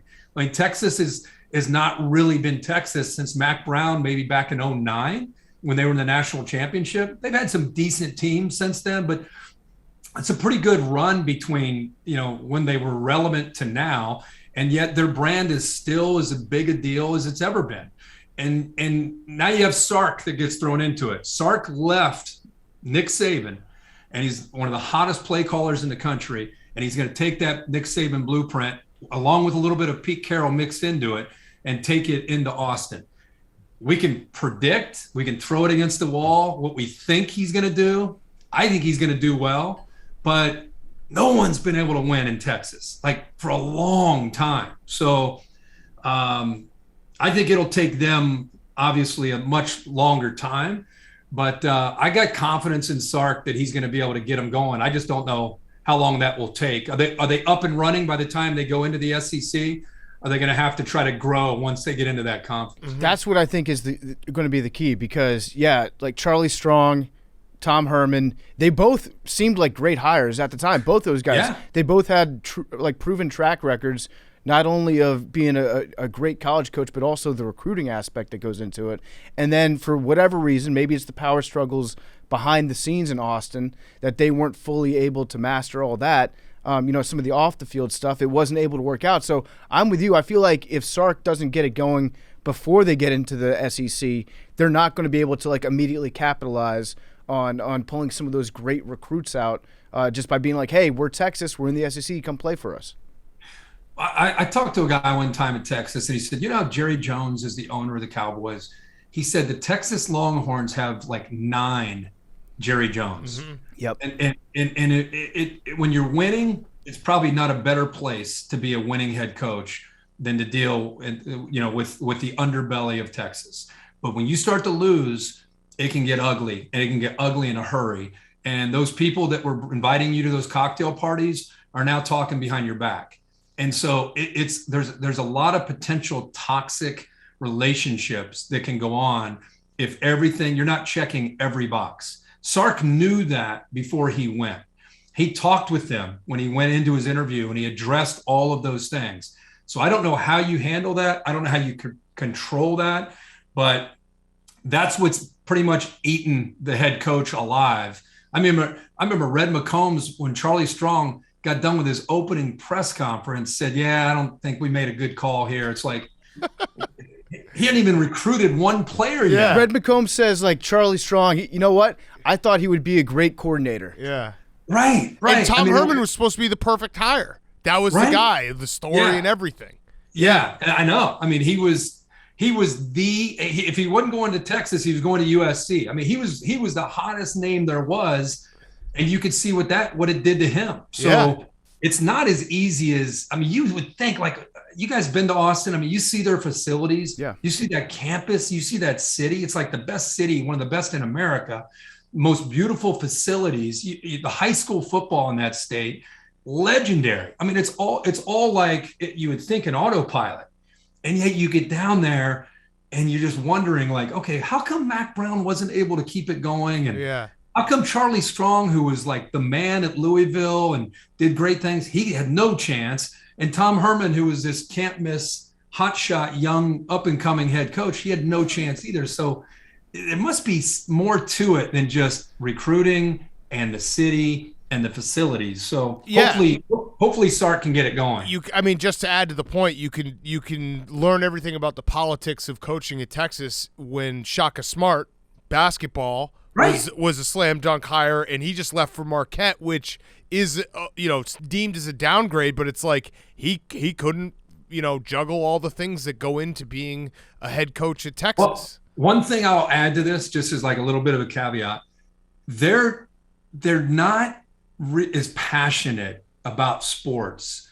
I don't know if they have other, how Michigan, they have great fans, but like compared to Madison or State College or Columbus or Iowa, it's almost like, we went to the game, but we're running companies and we're doing other things. We got other things going on besides football. Our lives, are bigger than if we went on a Saturday. Well, in Columbus and Madison and State College, their lives that next week are predicated upon what happened last Saturday. In Michigan, they got more things going on, it seems like. That's what Texas feels like when you go to Austin. Like, they'll show up, and if the team's winning and it's a fun thing to do, they'll go to the game. But like, you go to A&M, holy cow! Yeah, Texas A&M, it's a religion, right? It's the only thing. Yeah. And so I don't know if the passion and the support is in Austin the way it is in some of these other places. I think it is, but it would need to get back to a level where, like, towards the end of the Mac Brown era, or I guess right before he started to tail off, like late 2000s. I was living in Austin for, I think, 9 years. And when the team was good, it was very much a Longhorn town. Like, the town, totally agree. It would shut down. But the second they start getting to that like 500 level, you're right. There's a million other things to do in that town. Yeah, and you totally lose the focus on it. And that's your point. Yeah, you're not saying there's not passion. You have Vince Young and you got Colt McCoy, and you're ranked third in the country or first in the country, and there's big plays and big action, and it's a fun thing to do. Yeah, absolutely. What I'm talking about is when it's not that way. Yes. Like you got to, if Texas A&M, they got Johnny Manziel. Yeah, it's off the charts. But when Johnny Manziel leaves, they're coming back that next year ready to roll. You know what I mean? Like, there's no dips at College Station, and in Austin, you got to sell them on, hey, we're a top 10 team, and then they're gonna come and be crazy. Yeah. But you wish it would be more of a proactive kind of crowd. Yep. All right. So NIL, I know you've talked about it ad nauseum. We all kind of, I think, all agree it's great that the kids are getting paid. I want to ask you a question maybe you haven't been asked. Kirk Herbstreit, 20-year-old at Columbus, Ohio, what is your first NIL deal that you sign? So whether it be a restaurant or a car dealership, and I'm talking back then, not now, but back then, what was the place that you would have been like, I want to get $200 to, and there's no Twitter, there's no Instagram, maybe do a commercial. Yeah, man, I came from very little money. So I was driving a 1978 Toyota Celica when I went to school there and when I finished school there. So I would have been, by the senior year starting and the captain of the team, I would have been looking for a car deal. Like I would have been trying to get, I mean, why not shoot for the moon, right? Yes. But other than that, I would have been looking for any kind of commercial that I could have done. If I would have gotten $200 back in 1992, I would have been out of my mind fired up about $200. So yeah, but I don't know, other than a car, probably a good pizza. Yeah. I love pizza, man. So I'd be looking for some free pizza. If I had free pizza in a car, you'd never hear a word from me. That is like a college kid's dream. Yeah. Right, or like, hey, I'm Herbie. Welcome to my dispensary. That would be a good one too. Yes. Yeah. That might be a more modern day one. Now that things are loosened up a little bit. Yeah. So I was reading a little bit of the book. It's called Out of the Pocket. You should check it out. Kirk Herbstreit with Gene Wojciechowski. And well, I'll be honest. I read the back of the book, and then I opened it up at random and I read one of the pages. But I saw a name on there that I wanted to talk to you about a little bit. Lee Corso, your good friend. You two have been inseparable for the last, it feels like forever that you guys have been on TV together. And one thing that I thought Lee always did a great job, and I don't know if we'd be talking to Kirk Herbstreit right now if it wasn't for Lee Corso, because when they brought you on ESPN, you were the very serious guy. You had, for lack of a better description, like you took yourself seriously as like a football guy. Like you were going to break down film, and nobody really knew the personal side of you. We just knew you as, this is Captain America from Ohio State. And then you'd get teamed up with Lee Corso, and he kind of like pokes a little hole in that, like by making little jabs here and there or joking around with you. And he actually got America to see your personality, whereas before your personality was just football. And I'm curious if you remember when you first sat down with Lee, the second you kind of felt comfortable around him and you knew that you were going to be able to show more of your own personality because of what he brought out of you.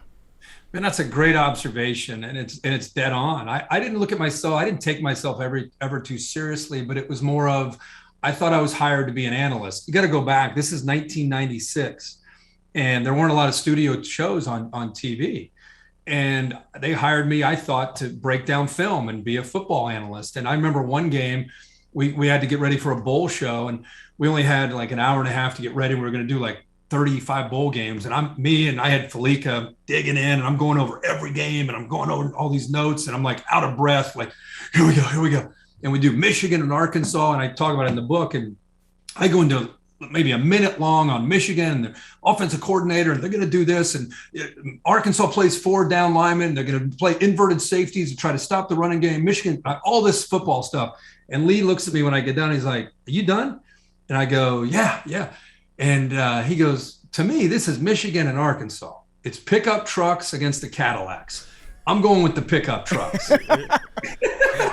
Perfect. And I'm like, damn, are you serious? But it was moments like that happened. It wasn't like one thing. It would just happen year after year, week after week. He would just kind of smack me without smacking me live on TV. And I would just be like, I think it's just over time, just like, okay, I get this, like I can have some fun. I can have a little bit of personality, not be him, can never be him. Like you guys are in this world of entertainment. I mean, you can't be each other. You just got to be you.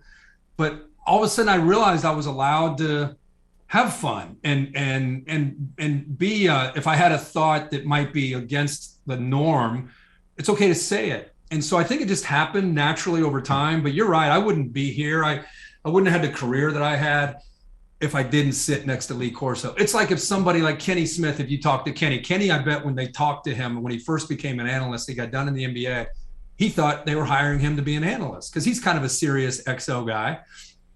Then they sat him next to Charles. Yeah. And it's like Charles is saying stuff that's just off the wall, right? And you got to react to it. And so Kenny all of a sudden started to kind of have some fun and be a different guy. And I think he and I've never met Kenny Smith, but when I watch him, I can really relate to what his role is and how he goes through it. And thank God for Kenny and for me, we got a chance to sit next to some of the greatest entertainers in sports television history. So a day doesn't go by that I'm not grateful for that.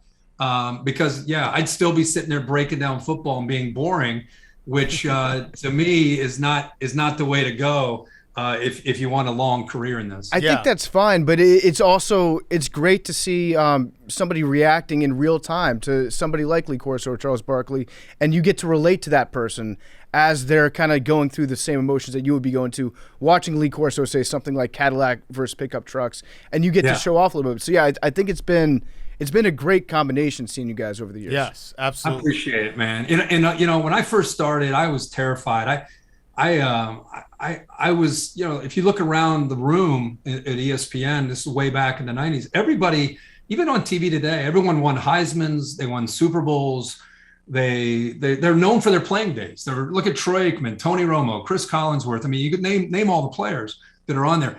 No one knew. I mean, Big Cat maybe knew me coming out of the Big Ten, but like people other than the Big Ten region, they didn't know who I was. And even in the people in the Big Ten, I was a solid player. I wasn't a superstar. And usually you have to be a superstar to get a role on a desk. I'm kind of an anomaly. I was a solid player. If you read the book, I got a crazy story on where I started in the program and kind of my road through it and how I finished. But that's not the recipe typically that lands you on TV. And instead of being embarrassed about that, man, I just hit it. I hit it directly in the middle and just decided to be a grinder. I'm just going to be a guy that when they might not know my name, they might not know what I'm doing, but they're going to appreciate at least my knowledge of the sport and how much I love the sport. And that's literally when I look in the mirror today, after 26 years, that's still kind of how I envision myself, as a guy that's trying to make it, or a guy that's trying to prove that he deserves a chance to be on the show, because I didn't win a Heisman. I wasn't an All-American, and I'm just like a dude that played the game. People should go and look up your highlight tapes, because it also is a great time capsule for what college football used to look like. Because I think I watched it, I don't know, a few years ago, but I don't think you throw the ball until like the 7th or 8th highlight and you're the quarterback, because you're running the option and you're running all over everyone. But that's what it was like. It was great. It was great to like go back and be like, oh, this is kind of fun. It's different. That and shoulder pads. Yes. Like when you see my era, we wore big shoulder pads and those girdle pads that would stick out, real high, and big thigh pads. It's just such a different era. It's so crazy to think, like, if you tried to explain to someone like Nebraska in the 90s and like they had Heisman quarterbacks and won national championships, and the guys didn't really throw. Like, they didn't have to throw that much, but they were incredible athletes and dynamic players. Absolutely. Just a throwback. So I had a question about the book. Obviously, you talk a lot about your relationship with your father and your parents going through a divorce kind of affecting you as a young child. I had a question about your job as a father and your like juggling of a job that takes you away on a lot of weekends. And it's actually, I'm kind of asking for myself because I have 2 young children, but like there's a lot of people who listen to this show who are parents, and how you were able to juggle those 2 things, where it's like, I think everyone gets to a point where they're like, hey, listen, I want to be around for my kids, but also there's an importance to your profession and your job and your career that you take seriously as well. Yeah, I didn't realize you had 2 young kids. And as your career grows and more opportunities are presented to you, the more you'll have to make some tough decisions on being at home and being with them, because you're going to find as they get older and they're going to want to play and they're going to do stuff, it's going to get tougher and tougher for you to pull yourself out of that environment.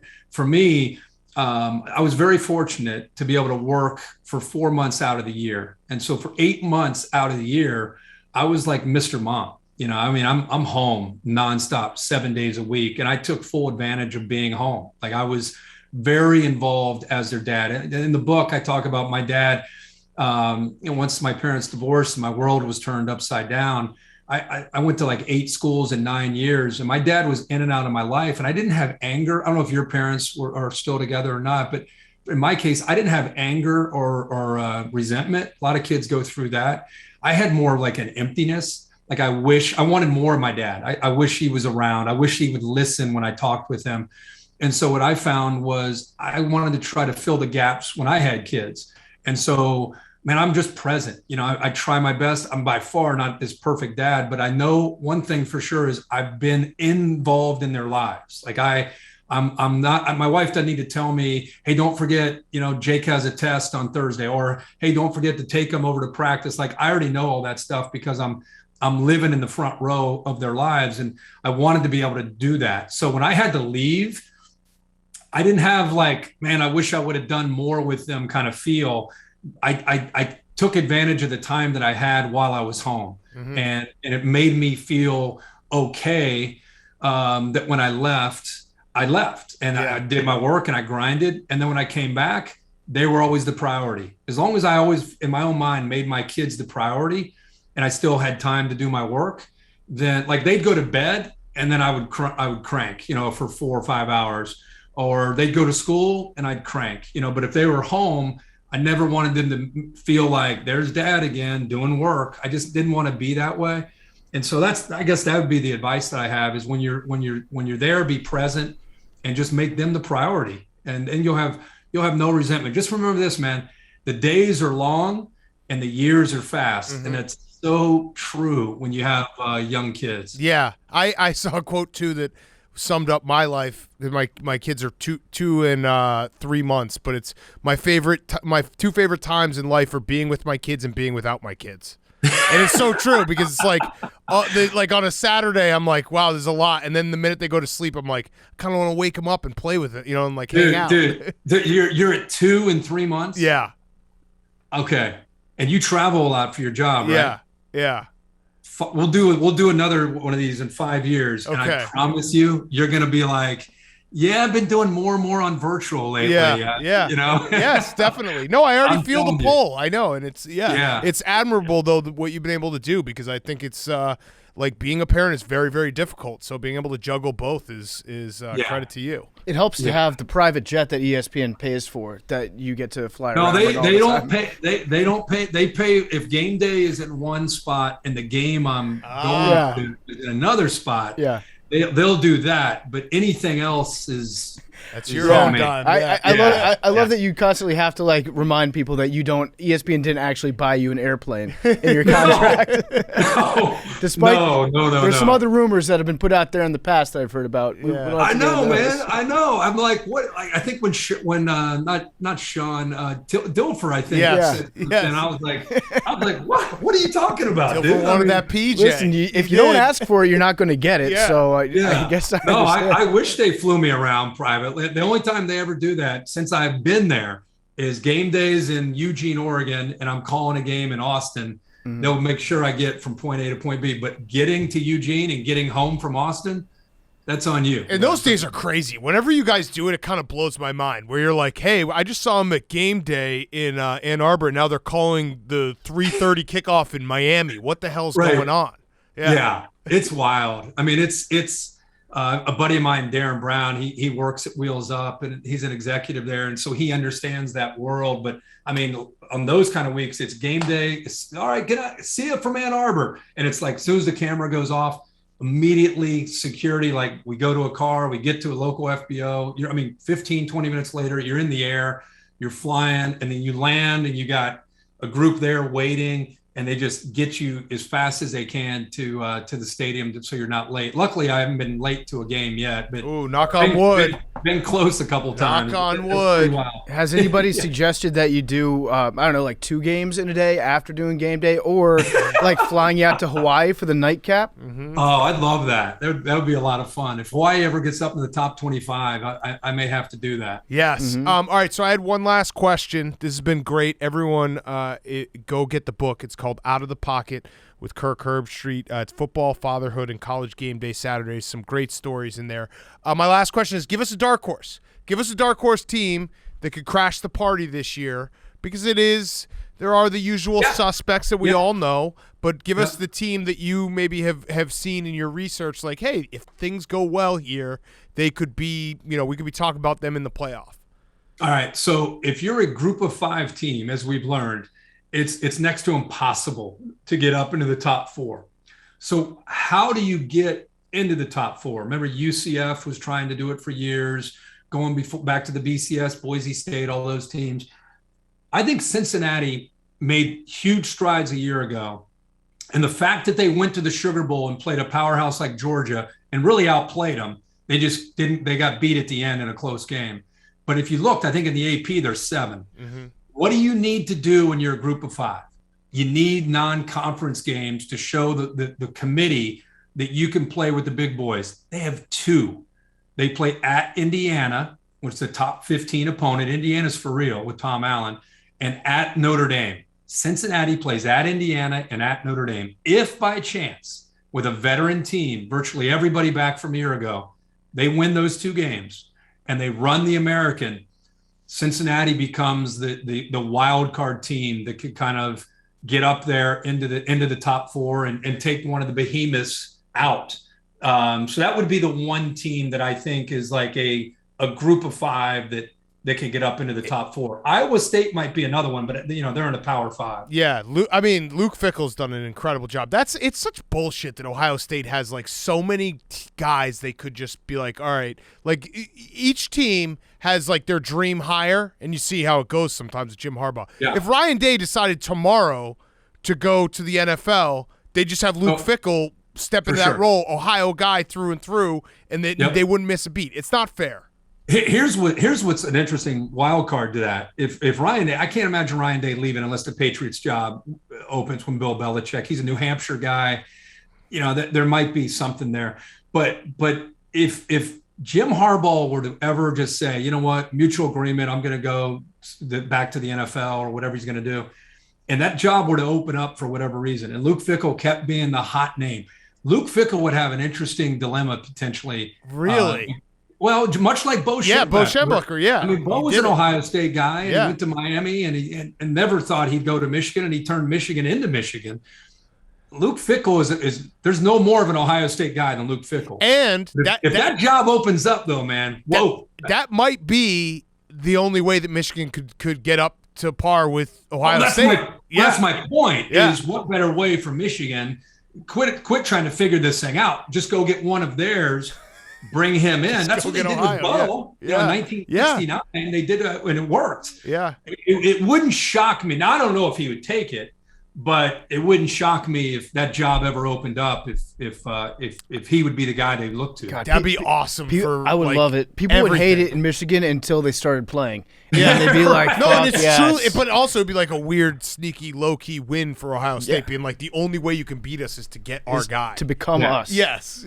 All I know is, man, if you can make Cincinnati relevant in a top 10 program, you can coach football. Okay, so hypothetically, you got Alabama, Oklahoma, Clemson, Georgia, Ohio State.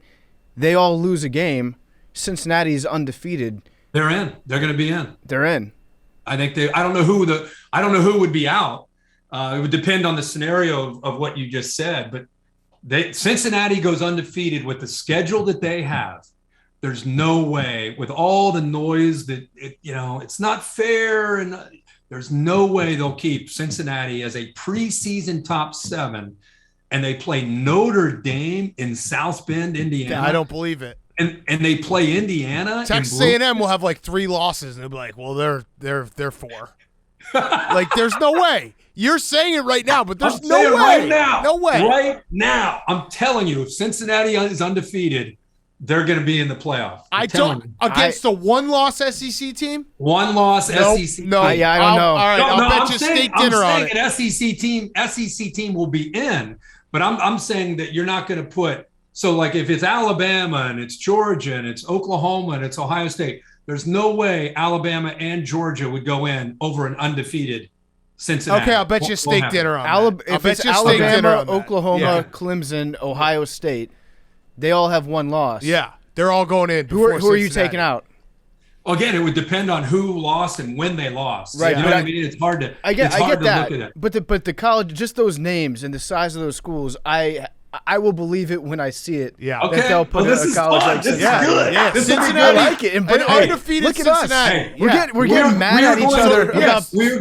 Let's revisit this in December. So here's the bet. And Bear has to come too. So Bear has to be there at the dinner. But the bet is simple. It's that an undefeated Cincinnati will not go to the playoff over a one-loss Power 5 team. So if there's a 2-loss Power 5 team, it's null and void. But if we're basically saying a 1-loss Power 5 team will get in over Cincinnati. Undefeated. You're saying that. Yes. You're saying a Power 5 1-loss team will be in over a undefeated Cincinnati. Yes. Okay, that's a fair bet. I feel great about that. I do love this. I love that we're already having this debate about college football. This is what makes college football great. No, I seriously, I do it all the time where I'll hop on Twitter and I'll just start arguing about the rankings, and people will be like, "You're triggered." I'm like, "No, this is what I like to do. Like, I like to go to, like, it's basically going to a virtual bar and just arguing resumes with people. It is so much fun."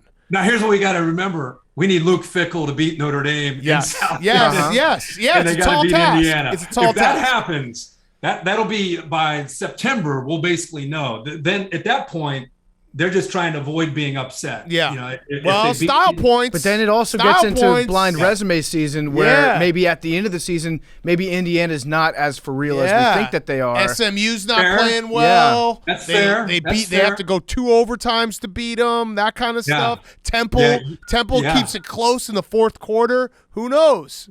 Oh, I love this. Let's revisit this periodically throughout the season. Yeah, maybe Jack Cohn's out for a week when they play Notre Dame. Yes, like all this stuff can add up, which I'm already excited about it. Yes, so this would be great. I do have one last question, just percentage wise, looking in the crystal ball, 3 years in the future. Let's just say Brian Kelly's out at Notre Dame, and a phone rings down in Jacksonville, and Urban Meyer picks up the other end, and they're like, "Hey, Urban, we want you back in college football." What percentage do you think he accepts that job? I would say, and I'm banking it on if the NFL is not going the way he hoped. Can we say if it's going well, he's not going to take a call from anybody. So to make this relevant, it's not going great. It's 500-ish. Yep. I would say 60 to 70%. Okay. I tend to agree with that. I feel like Urban Meyer's just been circling Notre Dame for the last 20 years. He's getting closer and closer. I will tell you this. It's a little bit of a misconception that his dream job was Notre Dame. I mean, he grew up in Ashtabula, Ohio. He grew up around Woody Hayes and Ohio State. I think when Notre Dame was struggling, he was an assistant there, years ago, and people assumed, and I think he might have made a comment about Notre Dame, how much he respects that program. But truthfully, Ohio State was always his, like, I can retire now. Right. I coached Ohio State kind of job. But I think there's something still draws him towards college football. Now, he may hit a home run in the NFL, and this all might be a moot point. But if it doesn't go well in the NFL and that Notre Dame job ever opened up down the road, I could see him taking that call. Yep. It would be fun. It's always fun to have Urban Meyer in the mix. College coaches like you just said, Luke Fickell going to Ohio State or Michigan would be incredible. Kirk, thank you so much. We appreciate it. Love having you on. We will definitely have you on maybe after we see what happens with Cincinnati and Notre Dame. Yeah. And, we gotta do a show leading into that. Yeah. You're right. We'll just plan out the menu. For the entire show. Like, what are you going to order? Yes. Okay, that sounds good. Yeah, I want Bear on that. Bear has to be involved in that. Bear and I'll hop in on that. Yes. But appreciate your time, and everyone go check out his book, Out of the Pocket: Football, Fatherhood, and College Game Day Saturdays. Thanks so much, Kirk. Glad football's back. Yep, can't wait, guys. Have a great year. Kirk Herbstreit is brought to you by our friends over at BetterHelp. We love BetterHelp. Life is full of stressors. It doesn't matter who you are or what you have. Your life is probably stressful. You might not be feeling down. You might not be feeling totally depressed or like you're at a total loss. But if your stress is high, your temper is shorter than usual, or even if you're starting to feel strain in any of your relationships, you could probably use the chance to just unload. Unload the stress, get it out, talk to somebody who's completely unbiased about your life, someone who isn't going to judge you or take sides on anything. When there are things you can't tell anyone or feel like you can't unload onto family and friends, you need to unload it. That's what therapy can be.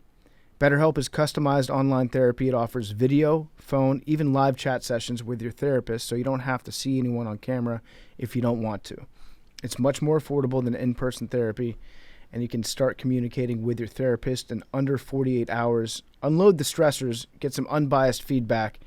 You'd be pretty surprised at what you might gain from it. You can see if it's for you. The podcast is sponsored by BetterHelp. You can get 10% off your first month at betterhelp.com/PMT. This is actually one of the nicest things that people tell us when they say, hey, I gave BetterHelp a shot. It's been helpful in my life. If you've even been considering going to therapy and you give it a shot with BetterHelp, let us know. We feel good when people help themselves. Go to betterhelp.com/PMT. 10% off that first month. All right, we're going to do Mount Rushmore. We got special guest. Hank's dad is back. He's been on a Mount Rushmore before. What was the one you did last time, Mr. Lockwood? Sounds you don't like. Oh. Sounds yeah, you don't like. I remember that one. Was Hank's yawn on there? Hank's yawn was not. Do you remember the first time you heard Hank yawn? Yeah, he yawns exactly the same. I can't. Yeah, Hank and I yawn exactly the same. So what's your problem? No problem. Can we get you to yawn? I can't force a yawn. It's either going to happen or it might happen, might not. I know you guys love it. It stops us in our tracks. By the way, Hank, I got to show you something real quick. Can you see me right now? Yeah. Check this out. The hotel I'm staying at. Look at this. Oh yeah. They got the pumps. That's They're gonna so be a nice big. broth. That's gonna be a nice broth for you. Mm-hmm. Dude, I've just been souping it up. I took an extra shower yesterday just because the soup was so good. That's great. It's efficient. You got the body wash in the pump bottle too? Yes, That's it's luxury. all 3 of them huge pump bottles. It's a way to great. go. Fire. All right. So Mount Rushmore of water. We're gonna do Mount Rushmore of water. Who is picking first? Hank. Why don't you guys want to decide the order? Let's do numbers. All right. Okay. Let's do numbers. Okay, I'm gonna do 69. 17. Oh no, all of my dad picks. Sorry. 5. Billy. 86. 50. Hear the frustration in Billy's voice. I stole 69. Mount Rushmore of waters. Or if you're from Philly, Wooders. What is that, 80? That's an 80. All right. Yeah. Billy, yeah. Also, decide the order, Billy. I'd like to let it be known for the record that it looks like Jake is podcasting hurt right now, doing this Mount Rushmore, a little bit injured. He's got a heating pad on his neck. What? He spent what did you do? spent some Too time much down sex? in Boca Raton, if you know what I'm saying, with Junior. Mm-hmm. Yeah, Junior Soprano over here. Careful, Jake. Do we? You know, Jake, you don't go down there enough. Do we know it? It's home, so. Yeah, Do I you bet know it what is. we're saying? I bet it is. You going back to it's where you came from. Jesus Christ. I can't see Jake right now. Is he following or no? Yeah, he gets it. He gets it. Okay. All right. So Billy and Jake, you guys decide the order. We'll go first. Wait, Hank, are you on the same team as your father? Yeah, it's me, my dad, and Bubba. So Dank, Bubba. Okay, so we'll go Big Cat, Jilly. No. What? Jilly, Dank, Big Cat. And then PFT? Yeah. I'm so Why don't confused. you just go in order here? So we'll go around the room. So go you guys, Mr. Lockwood, PFT, then me. All right, sounds good. Shout out to QB 'Cause then Niles it's for the actually- suggestion, by the way. It's actually an order here. Only Billy could make the order confusing. We're gonna start off with crushed ice. Always a good Mm. to chew on. When you're done with water, but you can't get the waiter's attention, you can just chew on some ice and really save some time there. Okay, Always nice. crushed ice. You know what I've been a big fan of recently? Like the little pebble ice. Yeah, just anything small, little that you can chew on. Yep. Okay. Good pick. My dad's been overthinking this to the max. I cannot wait for this. By the way, just want to set the scene a little bit. All right, our first pick. We're gonna go with the middle of the night water. Okay, Ooh, that's a Wake good up one. thirsty. Just can't nothing hits better than that. Big thirsty glass of water, middle of the night. Yeah, I had one of Love those it. last night, actually. It is great. I think Hank came up with an invention, right, where you just have, it's like one of those backpacks, the Camelbacks. But it's built into the bed. It's built into a hotel bed. So when you're, hungover and you wake up in the morning, boom, you get that injection straight from the wall. It's like a soup tube, but for water. My first one, I'm going to go. You know what? It's similar to what Jilly took, but I think it's different enough that it should count. Sonic Ice. Sonic Ice. It's a different type of ice altogether. It's the soft ice, really soft, that you can chew on. Is it flavored or just the ice? No, just the ice. I used to sell these ice makers back in the day.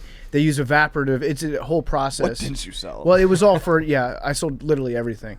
But, it's the best ice in the world. When you say Sonic Ice to somebody, people know instantly what you're talking about. It's the goat ice. Wait, is it from like Sonic the restaurant? Sonic the restaurant. It's not. You can get it other places. It's the pellet ice, but it's the specific type of soft ice that you can really get to chewing on. All right, that's a good pick. I am now overthinking it myself because I cannot believe on the fourth pick I have my 1-1 still available, but it's hose water on a summer day. Wow. Drinking directly from the hose. It's a good pick. I had that too. What's the wow? What's the wow, Hank? Lot of hose talk the last couple of days about this Mount Rushmore. Yeah, me and my dad have been talking that's you agree, Mr. Lockwood. That's the best.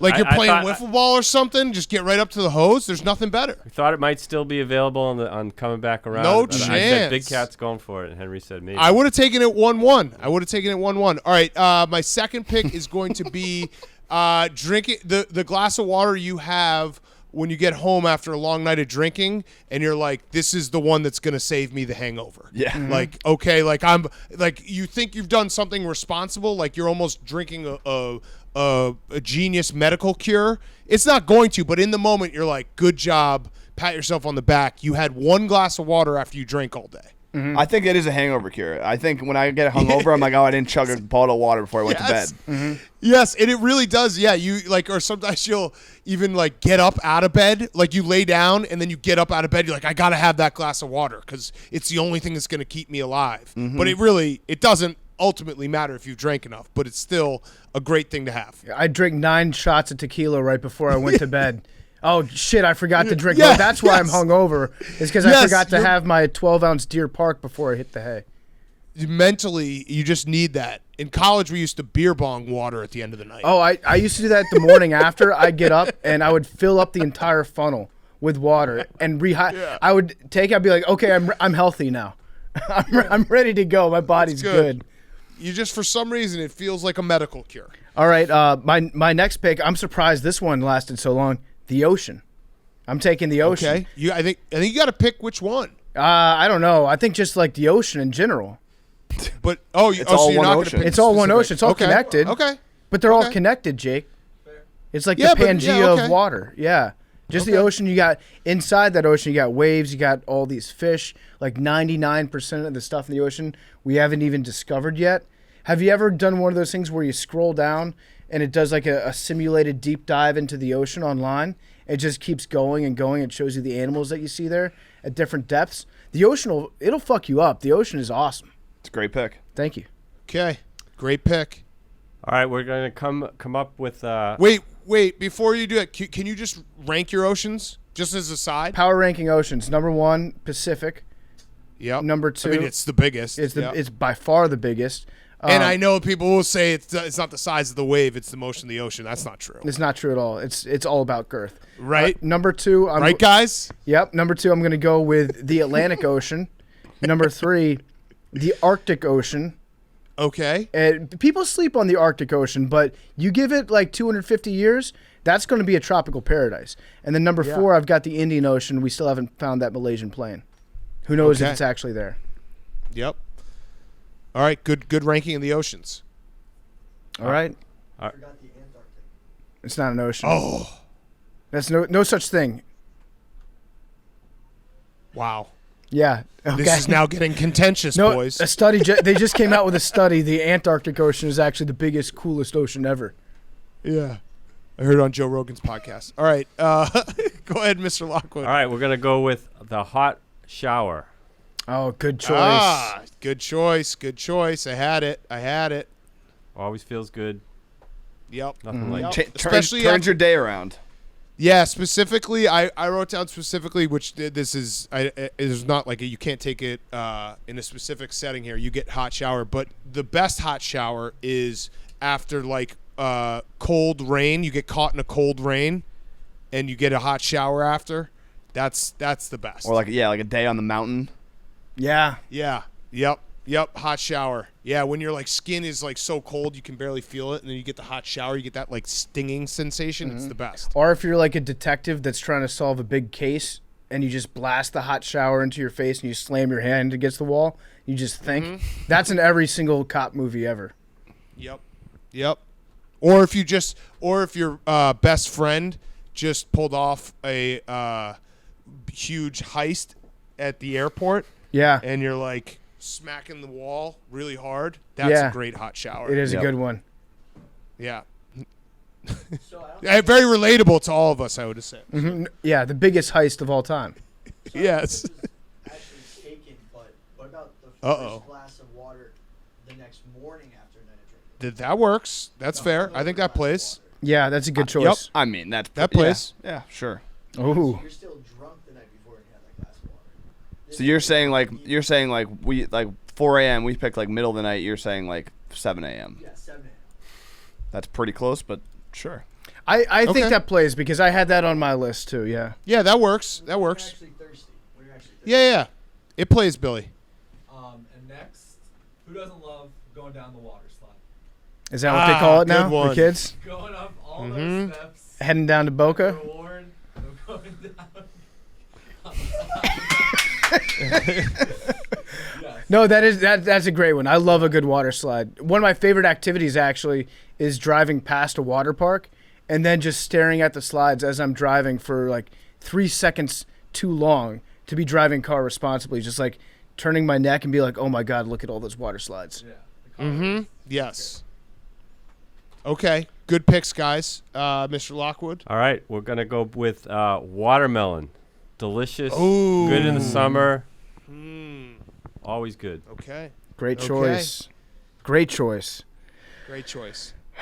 All right. Great choice. Great. My next one.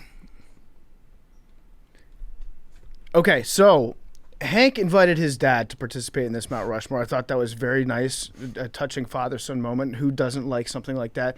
But Hank also neglected to invite his mother to participate. My dad in this kind of Mount invited Rushmore. himself. Let's be honest. Let's call a spade here. And she's in the control room right now listening to the podcast and listening to Mr. Lockwood and Hank teaming up.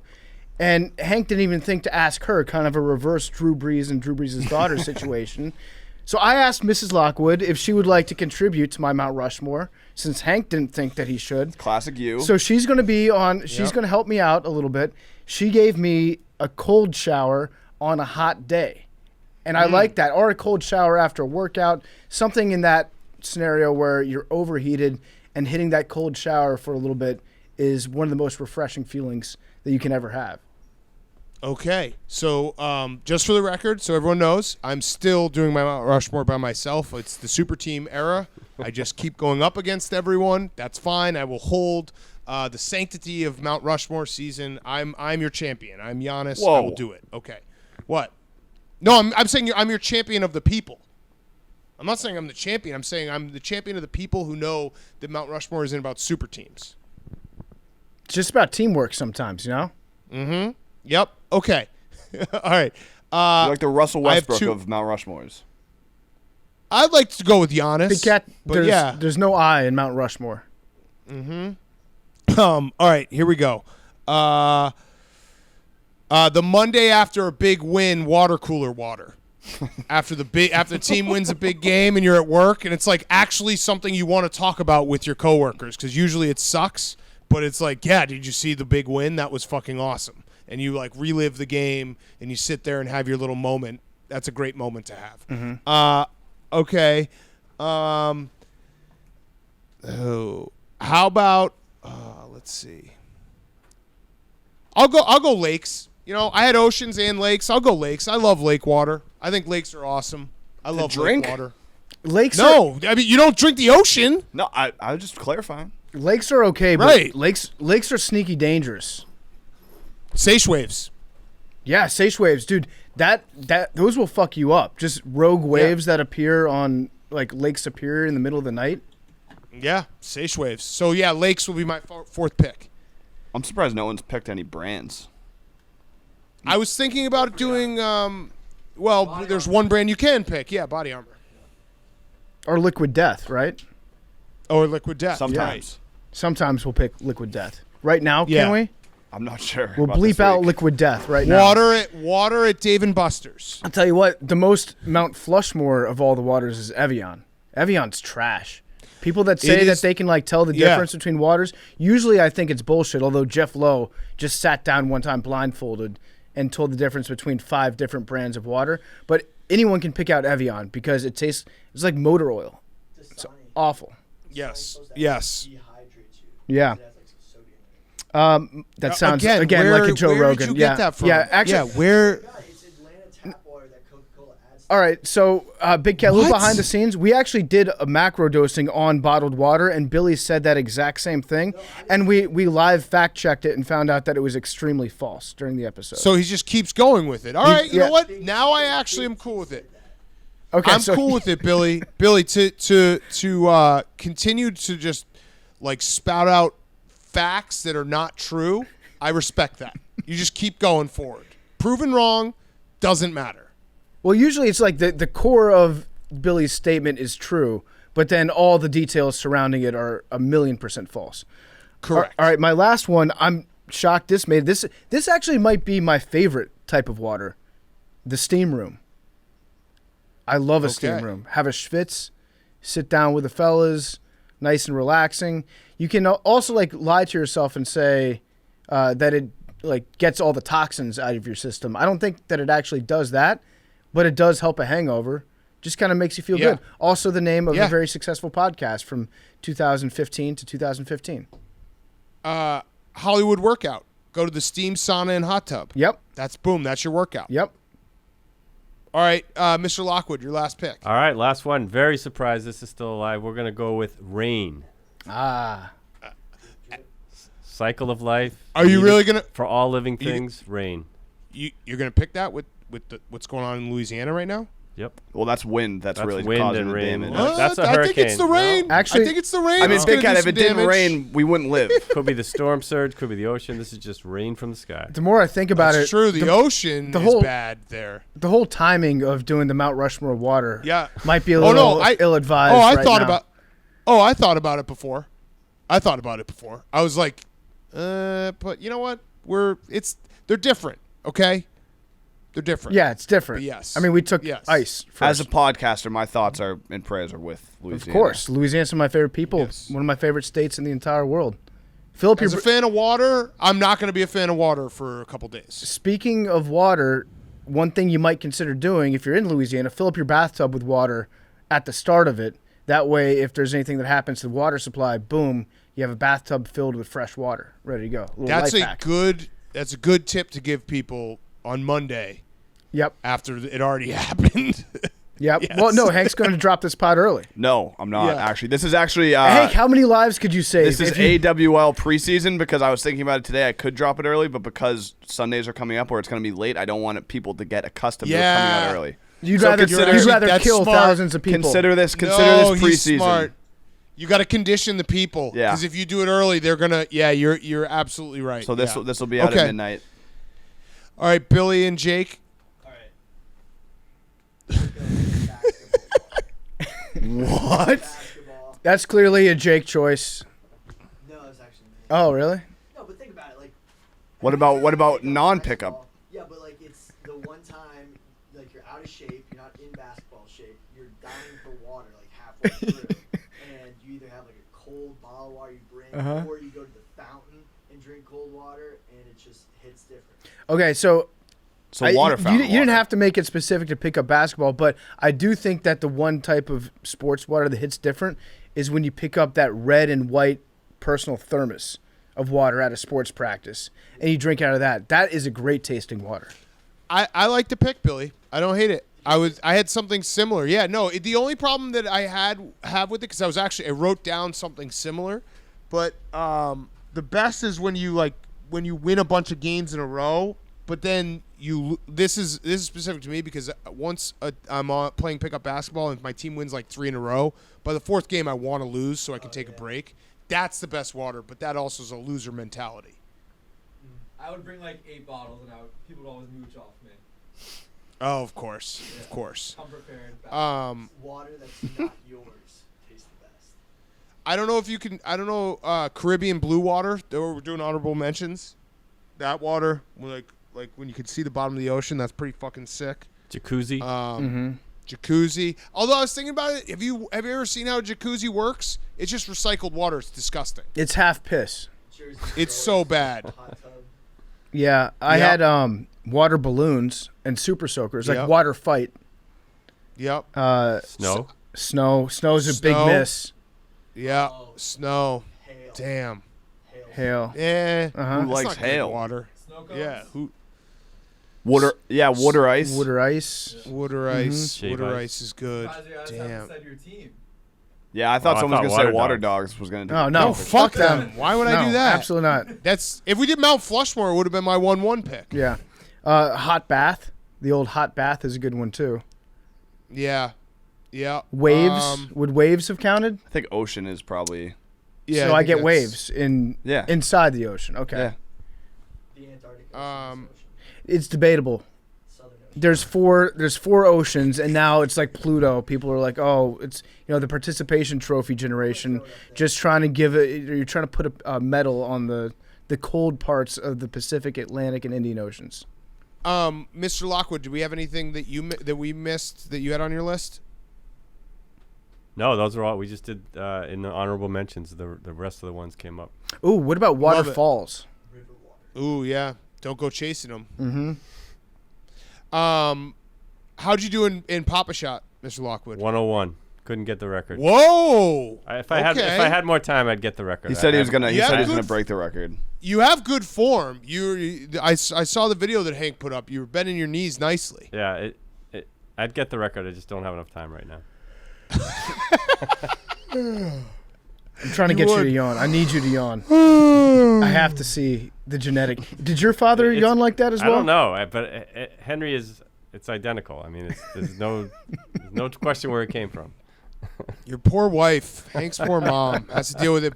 Both of you. My mom did all just right. text. She said, "Water of my tears if we miss our train." Yeah, I gotta go. Oh. All right, Billy. Any recap? Thank you, Mr. Lockwood. Thank Great you, guys. to see you. It's good to have ya. you. Yeah. See ya. Billy? Anything just to have recap? Oh yeah, so like those turf pellets we were talking about, when they get that hot and get turf burn, they actually sometimes burn into your turf burns and get stuck in your body. Really? This So this sounds like Pop Rocks and Diet Coke. No, so when you skin your knee when the turf's that hot, something the turf gets in the turf burn. Yeah. Sometimes it just stays in there. And you're like skin heals over top of it. Yeah, because it like burns in there. So you become like part football field at that point. That's actually awesome. Yeah, that is badass. Wasn't there a study that came out? You know the study that I'm talking about? Where it's like youth soccer goalies that grow up playing on field turf fields that are exposed to that ground up tire material, they develop more cancer than other people. Is that true? Are you just saying? I saw what you said. Are you just saying yeah or? No, I saw exactly what you saw because I don't know something about the rubber. Yeah, that's why I don't wear condoms. God damn it, Billy! You just make me laugh. Your fucking voice. All right. Anything else? The Antarctic Ocean is an ocean. Debatable. Okay. No, it's just what they call the cold parts of the other oceans. And Dasani was taken off UK shelves for the conspiracy theory that it makes you more thirsty. So there was a little. That's the core of the truth, and then all the other stuff you put kernel. around Yeah. it. There was all Yes. these additives to it that people were sketched out about. Okay, so you're talking about Got the it. TikTok trend where somebody opens up a Dasani and it makes like a hiss sound, and they're like, "Hear all that? That's the poison Yeah. leaving the bottle." That's cancer. Yeah. You hear that sound? That's actually cancer. All right. Okay. Numbers. By the way, Wednesday we have Jerry O'Connell back in studio. Awesome interview. Very excited. For that. What's your prediction for the fight, Big Cat? I think Jake Paul's gonna win. I've moved past the roadblock you put in my brain, Hank. Okay, we'll see. So Jake Paul's going to win. All right. Knock him out. He's gonna knock him out. I'll do 99. 82. 8. 6 from Bubba.